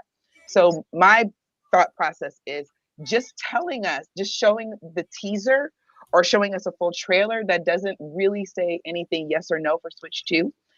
Well, we already know Switch 2 is coming, but you know what I mean? It doesn't say anything of when it's coming or any dates or anything. It's just, that's all we're going to be talking about, because this has been an urban legend for all these years now. That's all we're going to be talking about. So our focus is a little bit diverted. And then when Switch 2 launches, we'll get the big Mario 3D. Mario doesn't need a whole lot of extra. It's just new Mario. Everybody buys it, right? And then I think that that's going to be the serious game, if you will. And that's when we're going to see the full, you know, Zelda treatment. Like, we're going to see Metroid Prime 4 everywhere. So yeah. All right, we have a super chat here from Joycey James. So we're gonna go ahead and go. We're gonna travel to Hyrule just a bit more, because we have a super chat. Thank you, Joycey, for supporting the podcast. We have the OTT. What's OTT? Ocarina of Time, right? Ocarina of Time. For the June Direct, then Zelda Chic, Ocarina of Time coming to Switch 2. More Zelda. That would be awesome, though. That would be incredible. It's like because we get the remake, and that's what we're gonna be, and then a Metroid Prime 4 teaser or trailer at the June Direct. That's gonna keep us all talking. And then by the time Switch 2 comes out, we actually get Metroid Prime 4. I know we're getting a big 3D Mario, so I'm already got my money saved. I'm ready for that. And then we get the Ocarina of Time Sheik's tale or whatever they want to call it. Yeah. So Joycey, because this is your question, this is your super chat, and then this is your I want to ask you a particular one question. Yes. What if they take Ocarina of Time, they make it into a bigger game, and they split it into parts like they did does the With Final Fantasy Final VII. Fantasy 7. Final Fantasy 7? Confession, is this a safe place? Yes, go I ahead. haven't played any of the Final Fantasy games, but I one day will. As Yeah. soon as they come to Switch. Because then I'll have no excuse. I'm down for it because it's still new, Mhm. but it's in a world or a lore story that we all know. And Mhm. we're just seeing it from somebody else's point of view, and that's what makes it interesting to me. Yeah. So I'm totally down. Yeah. I'll be asking if they go more into the story and kind of like explain the different areas of Ocarina of Time, just add more to it, but same story, just bigger and grander. That'll be awesome. And next time we do talk about Zelda, not tonight, but next time we talk about Zelda, we're gonna create the trailer together as a podcast, as a family here, as a Mike Odyssey family. We're gonna create the trailer because I already got ideas, and then hopefully Nintendo will hire us. Yeah, that'll be awesome. Yay. All right, let's continue here. I see here some pricing. It is Zelda related. I'm gonna highlight it because it is actually a very kind of it's good to discuss this because we recently got the Zelda Deku Tree 2 sets, one for Ocarina of Time and one for Breath of the Wild. And yeah, it's $300 for the actual set. And the Lego Bowser one back in the year 2807. I'm not sure we get there yet. Oh, it is. It was 200 and okay. Was 2,807 pieces. What? Legos are not cheap. Paul knows. Period. They're not. And then we have 2,500 pieces for the same amount of money. I don't think they care about the pieces. I just think they care about the IP, what it is. Yeah, it's the IP. Yeah, the size of the actual whatever size it is, because I'm pretty sure the Deku Tree has bigger pieces onto it, like the eyes, the face, the nose, whatever. And then again, the Lego Bowser one, which I'm pretty sure has more pieces to it because Bowser is just little intricate pieces here and there. But what do you guys think about the pricing though? Like, what do you think that that the pricing, and it's the same exact pricing as the Nintendo Switch, by the way. Yeah, it's I want to add it there because I do want to jump in there because I actually pre-order it, and Canadian dollars it's actually 340 something, 369. So I ended up with taxes, it was 440 Canadian dollars. Oh my God. Yeah, that's how that's how expensive it is. Now Joycey did mention something, and everybody knows in terms of Legos for adults, they're very expensive, super expensive. Now, the other thing is that this is a 2-in-1 set. You're not getting Deku Tree and Breath of the Wild. You're getting the whole pieces for you to start either with the Deku Tree from Breath of the Wild and then Ocarina of Time, or you can do mix and match. That's pretty much what you can do in terms of what you're having, right? And like Nintendo will definitely continue and keep on going and making more Zelda Legos after the Deku Tree, because it has been working for Mario and for the kids, right? Like for a younger audience, believe what's going to happen with the bigger audience and stuff. And if you go into the Lego website, like you have a bunch of bigger IPs, and they are ranging between that amount. Like, but Paul did mention something very important: the pieces. For the Lego Bowser, you're getting more pieces, and this one it's only 2,500, 2,500 pieces, and it's $300. But I don't really think that's. I mean, the reason why I bought it is because it's gonna be my first Lego set officially. And being Zelda, it's even better. Of course, but I do believe that it's overpriced. I do believe that it should be at least, I don't know, let's say $60 or $50 less than that. And that's very minimum, of course. If it were like 100, then 100. Like it would be okay for $200 instead of $300.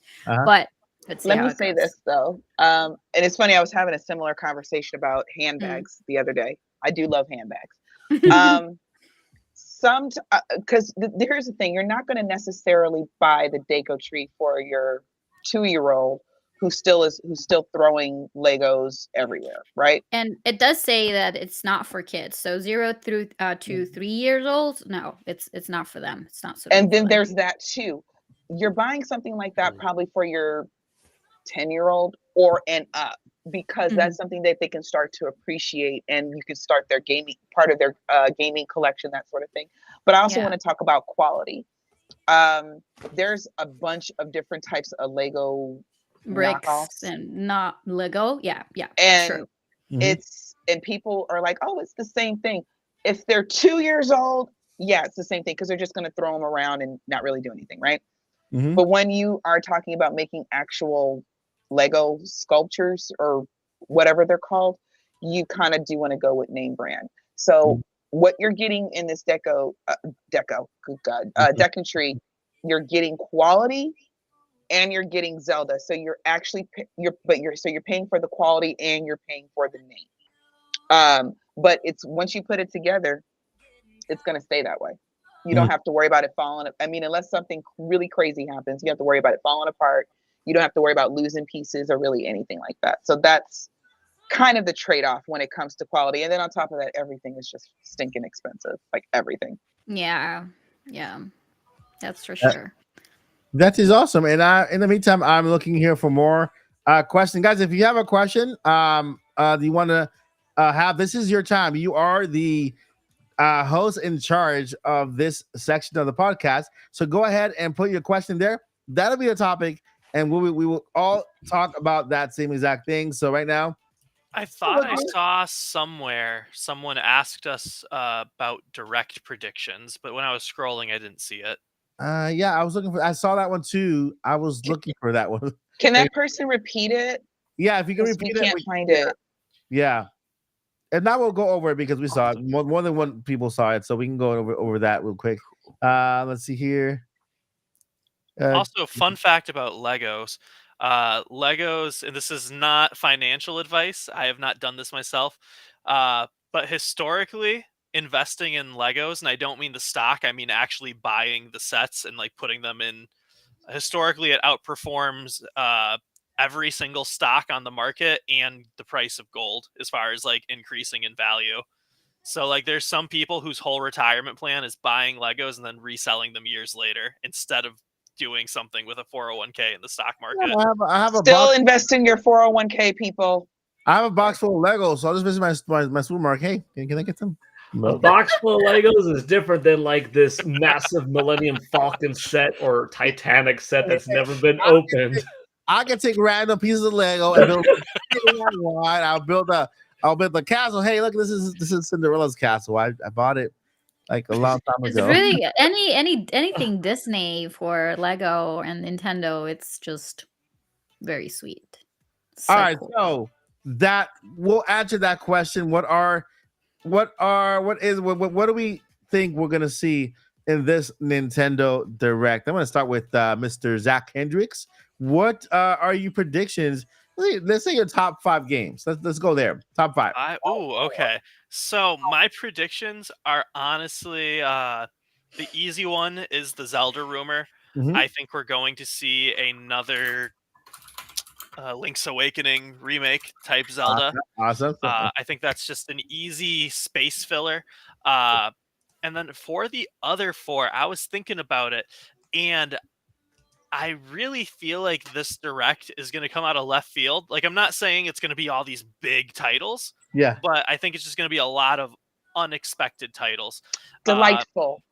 Yeah, so I think there will be how we had Mario 35, those types of games. I think they're going to announce the next large number game that is not F-Zero or Tetris 99 wasn't Nintendo or the Pac-Man one. But so I think we're going to see one of those. And then I was trying to think earlier of like not a dead IP, but something we haven't seen in a while. And I just couldn't really put my finger on like maybe a Yoshi game. We haven't a Yoshi puzzle game like how we used to have back in the day. Yeah. or Dr. Mario. I could see Dr. I could see a new Dr. Mario, Dr. Mario, yeah, that one needs to come back. or Yeah. even a mix, just a full falling block puzzle game of Nintendo IP. So how we had Wario Woods back in the day, there's a Wario Woods type of falling block puzzle game. There's I don't even know how the Yoshi game worked. It's been so long since I played it. But Tetris, Dr. Mario style games.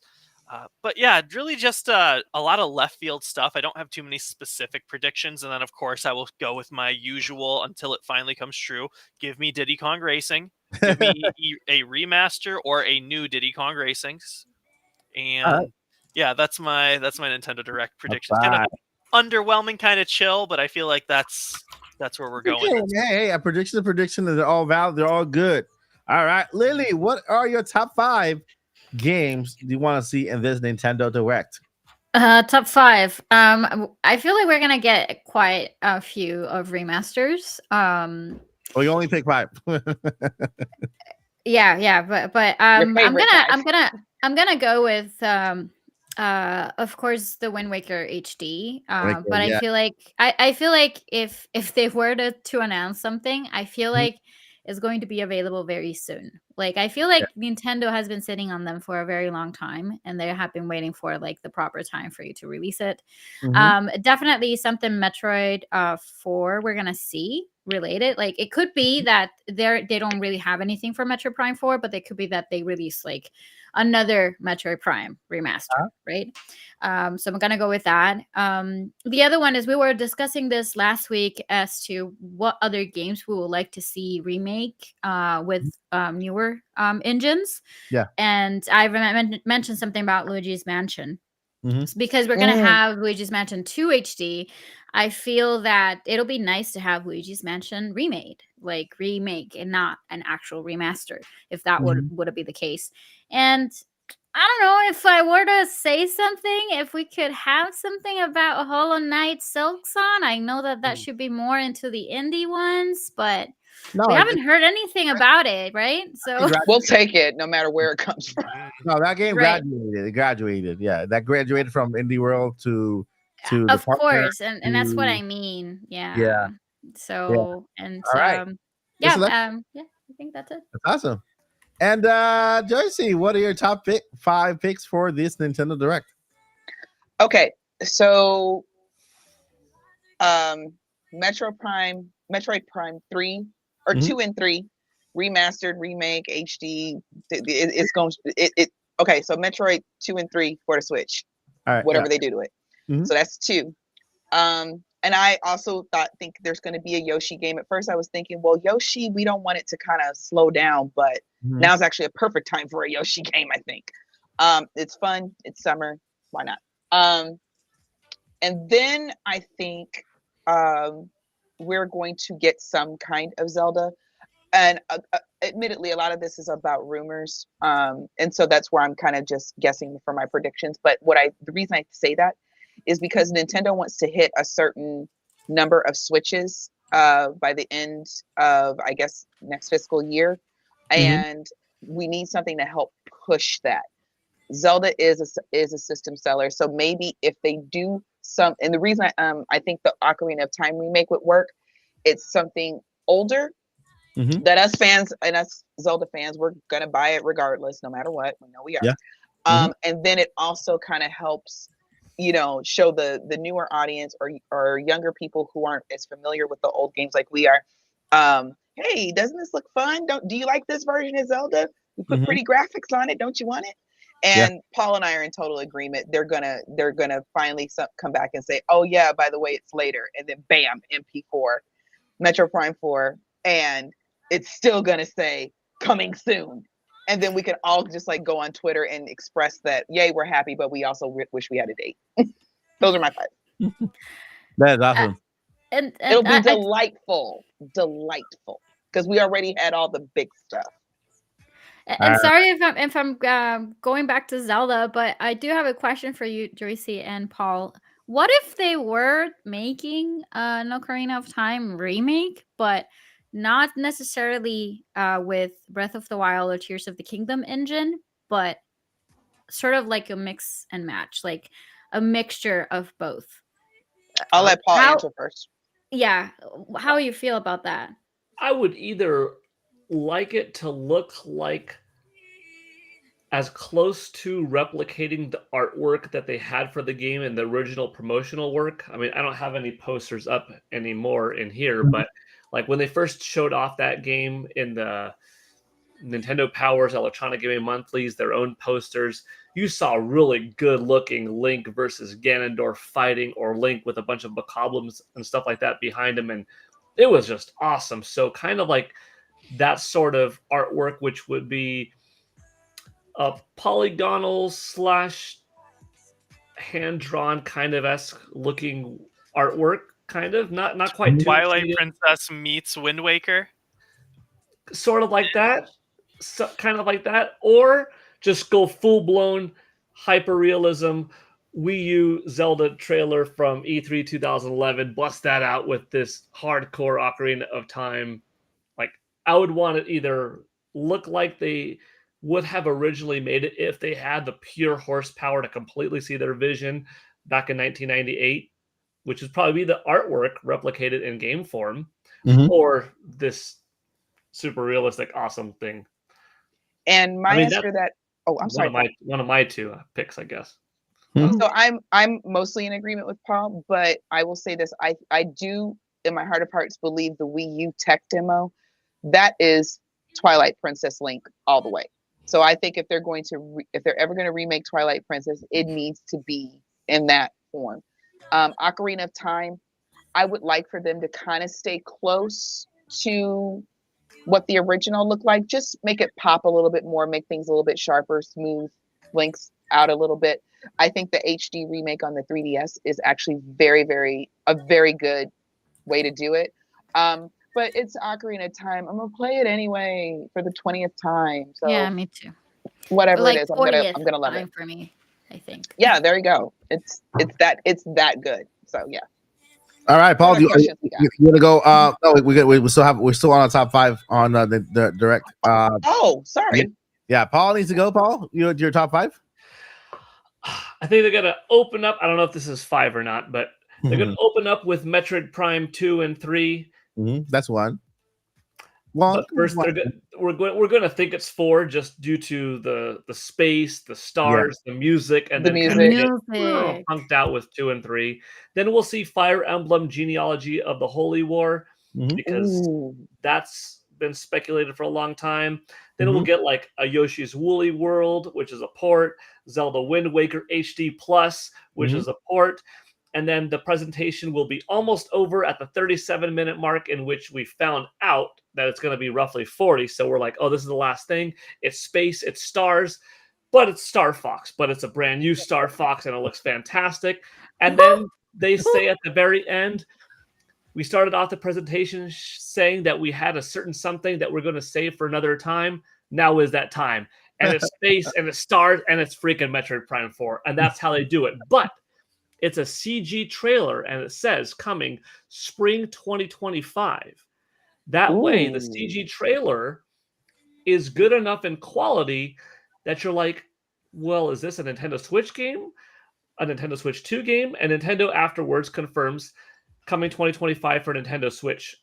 But in September, when they show off the Nintendo Switch 2 trailer, they reveal the game in its full capacity for Nintendo Switch 2 as one of the key launch titles, and they're saying it's having a dual release, taking advantage of the install base and the physical horsepower prowess of NS2. So what was that?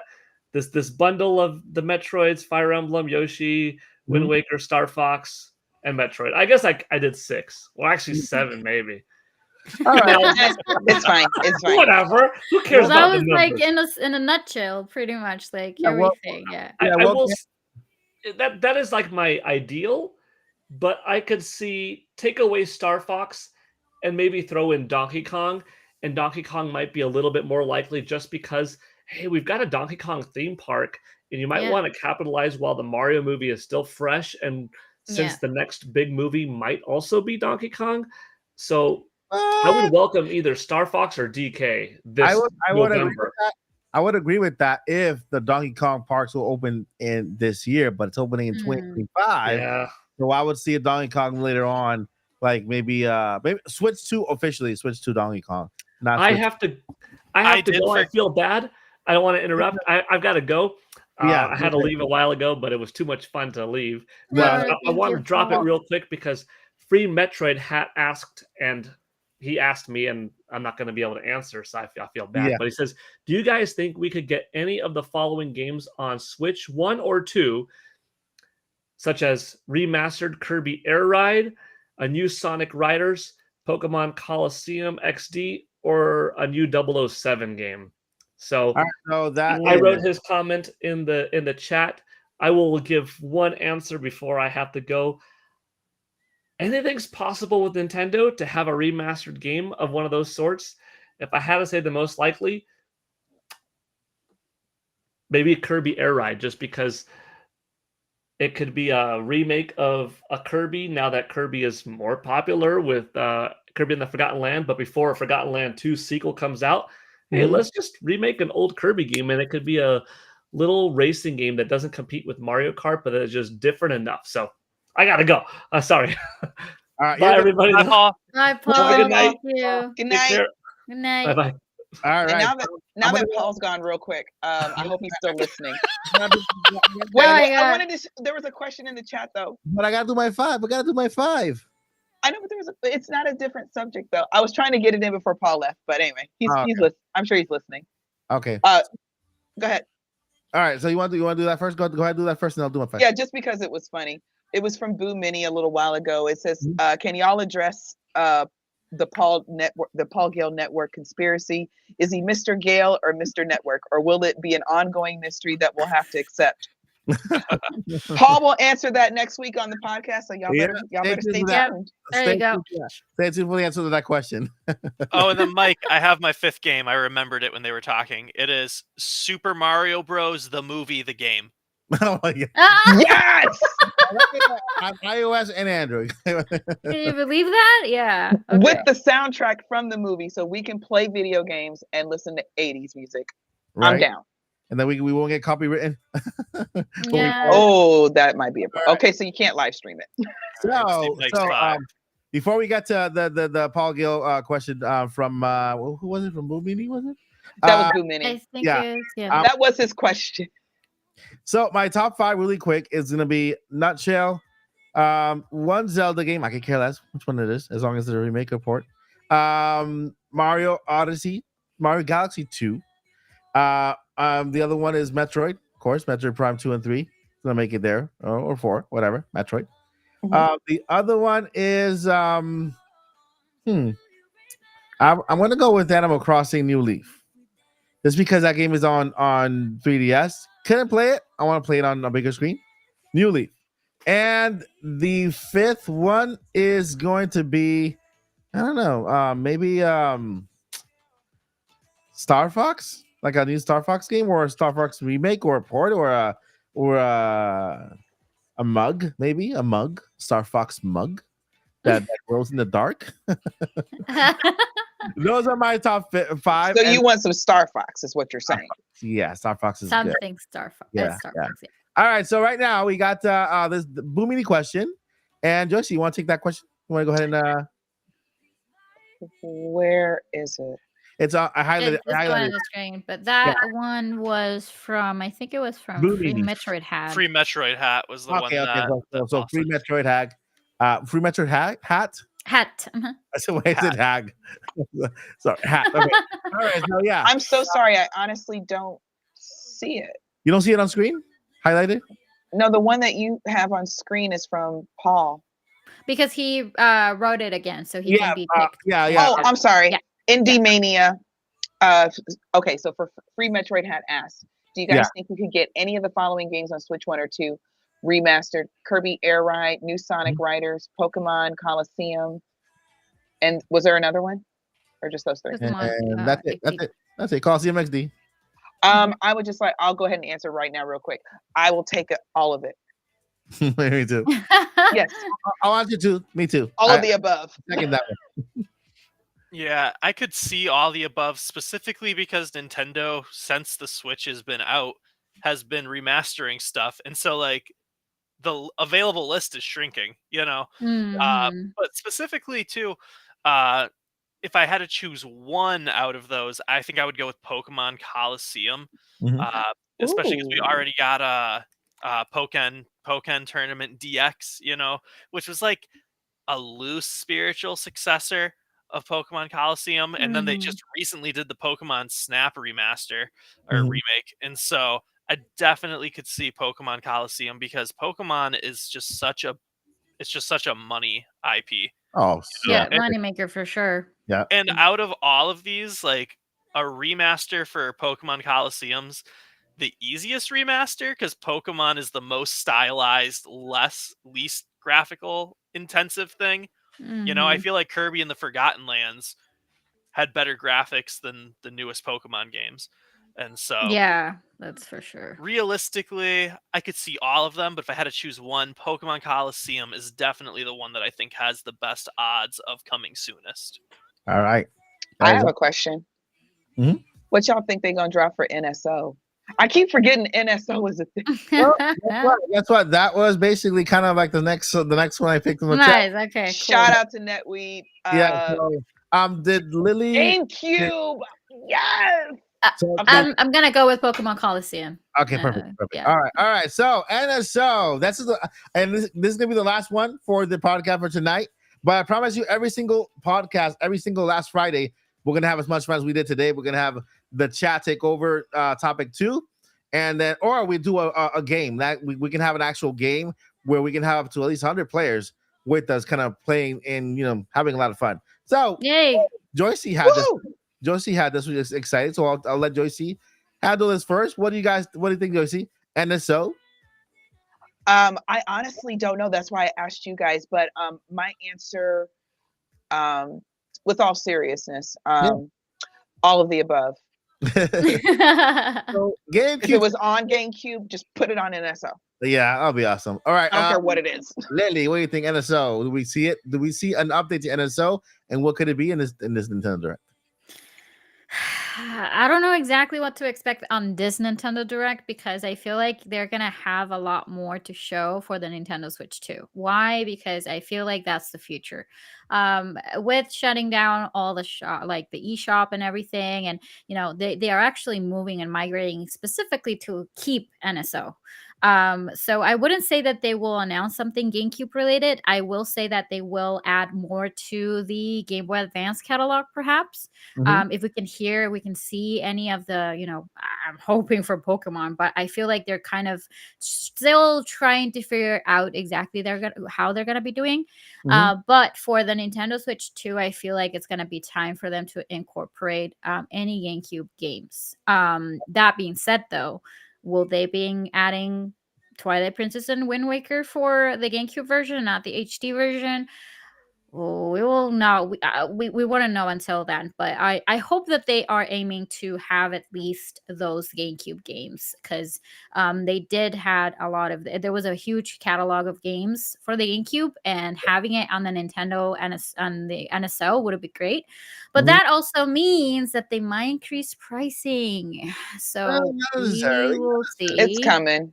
Yeah, I We mean, will see. we will eventually get a price update with Nintendo Switch Yeah. 2, but nothing yet. And I don't expect anything Nintendo Switch 2 for the Direct at all. Game wise, No, they're not actually. yeah. Yeah.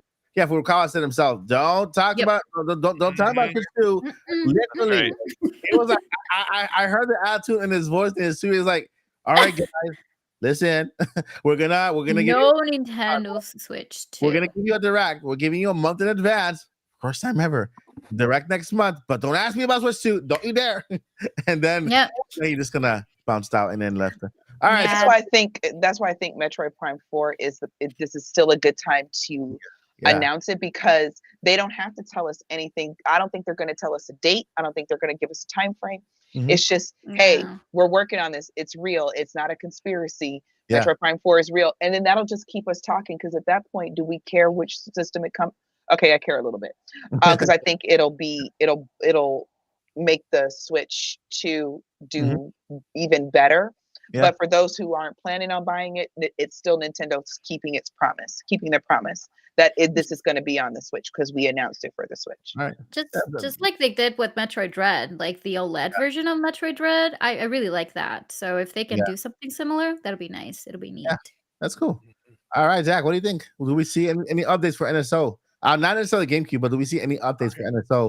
We see updates. We see new games getting added. Yeah. I desperately have been hoping that we see GameCube, and like I think Nintendo has explored the option, but at the same time, yeah, I feel like GameCube can go either way. I want it. I think it would be a good choice, but I could also see them not doing anything GameCube for NSO because those games are so much more similar to modern games than like N64, you know, where it's like, where it's like, no, we're going to re-release this like as a remaster and make more money off of it, where you'd be less inclined to buy a remaster of this game you've never played before if it's now available for free.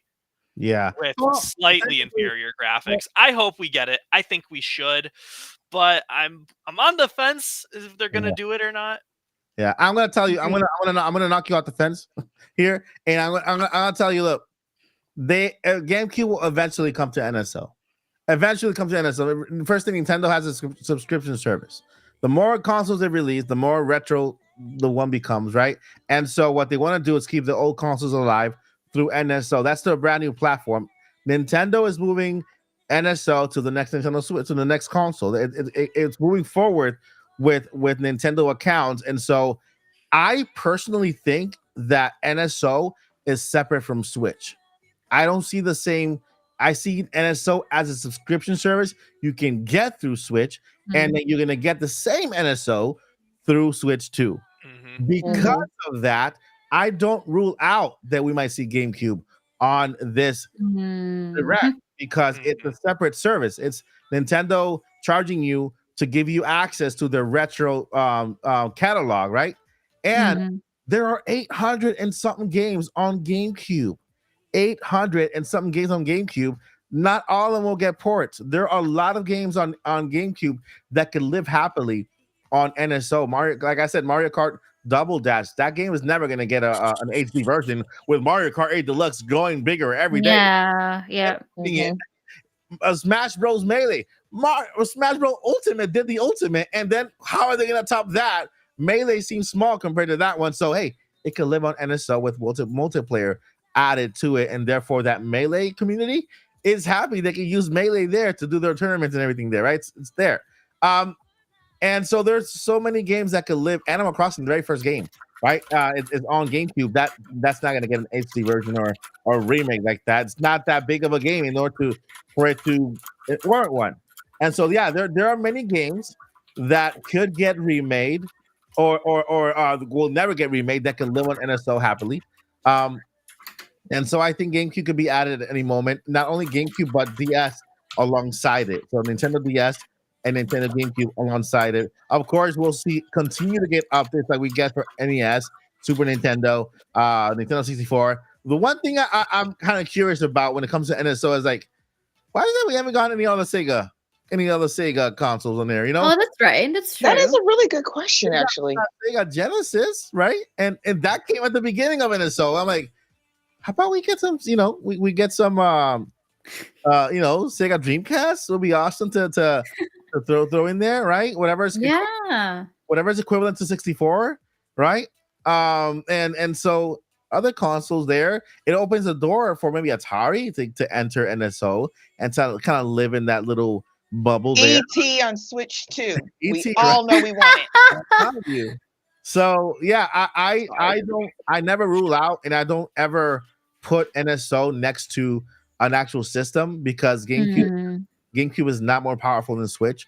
Switch can easily play GameCube games with some quality of life or whatever, or maybe the GameCube controller that they have, that they could sell with it, because they've sold controllers for every single system they have.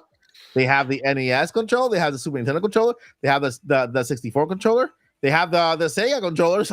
All they have to do is just sell the GameCube controller, which, by the way, it's already everywhere. I actually patented too.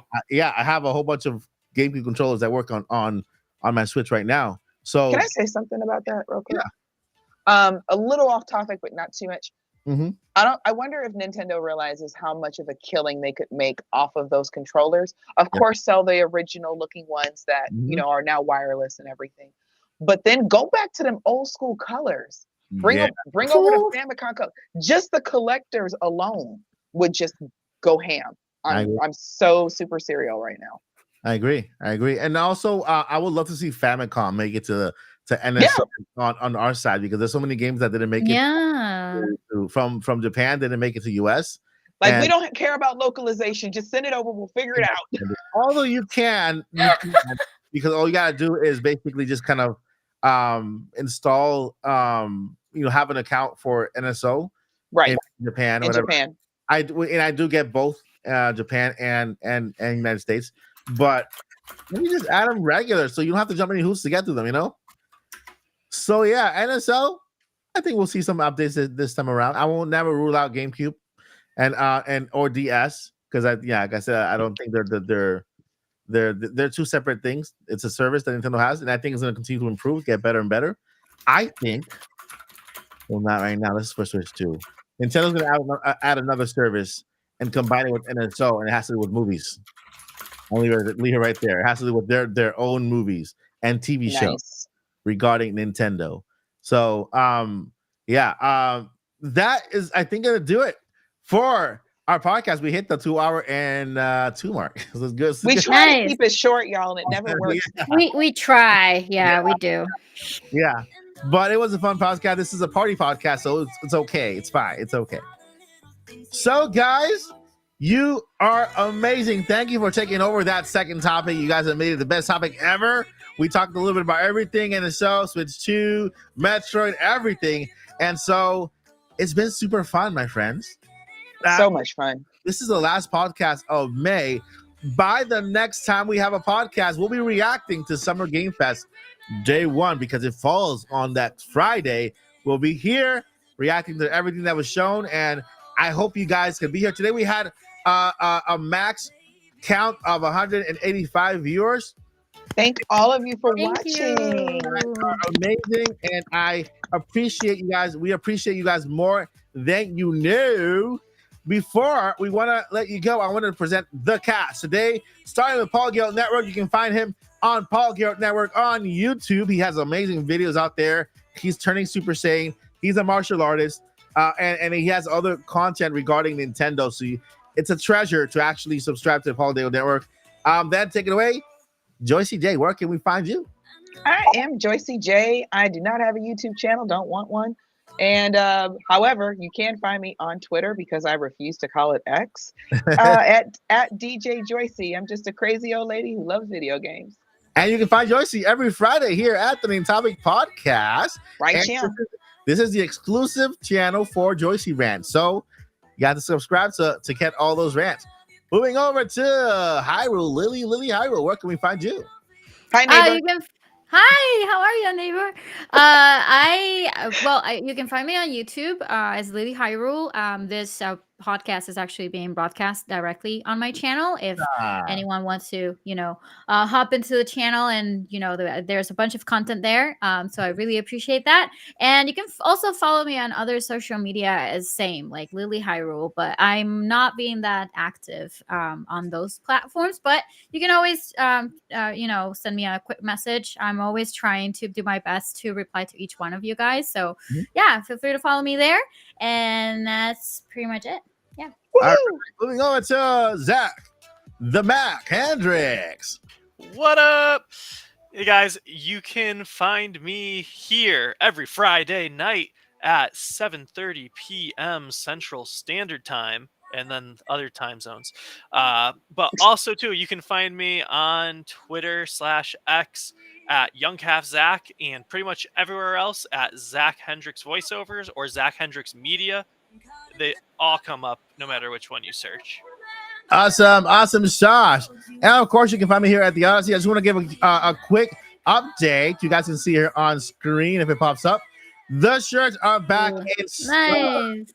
All right. That Nintendo Direct Hype shirt has sold out 3 times, and I finally found a new vendor. They are back in stock. Joycey asked for a woman cut. It's also in stock, so we have it there as well. I'm going to go order mine after we get off So of you here. can pick up your Never Give Up Journey On t-shirt. Either must subscribe to Mike Odyssey, Nintendo Direct hype in time for Nintendo Directs, and your Nintopic podcast t-shirt as well. You can find me here at the Odyssey Monday through Friday. The Mike Odyssey show is about to begin. Yay! Days. I will give you guys more update. It's gonna be awesome. And of course, you can find me here every single Friday at the Nintopic Podcast with one of the best crews ever assembled in the podcast ever. You guys, We're like the Avengers. this is how you end your weekend on a hype, happy, ready for the weekend. And I am glad that you're here because you guys are the best part of our weekend. So thank you for being here. You guys are awesome. Thank you. Before we let you go, we got two things we need to let you know. Two things. Just two things. Number one. Never give You up. usually never give up. You usually call. Oh, I me thought you were on pointing at me Yeah. I thought like, who's Yeah. gonna say it? when you were like that, and I'm above you. No, don't do it. Don't give up. Don't give up. Okay. Never, Don't ever do that. give up. Don't All do right. that because we Yeah. need you. Number two, Journey on. Journey On. Let's go with the dance.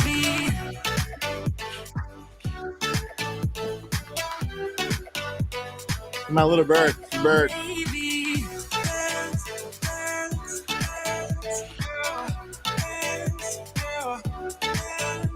You know the doves, like at the end of the party, like a doves, the flying Holy away, dynamite. the dove. Thank you, guys. Thank you so much. Have a great night. Good Bye. night, guys. Good Have a night. great weekend.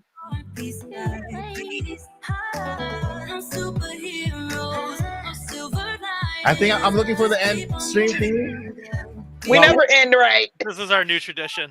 This is such a tradition now. Find the button, Mike. Find the button. I can't dance for much longer. Where's the button, Mike? What is it? Is that Pin button, Mike. You know the reason Miss America waves like this is so this doesn't shake. Oh, you know what? And that is true. That does work. It's like-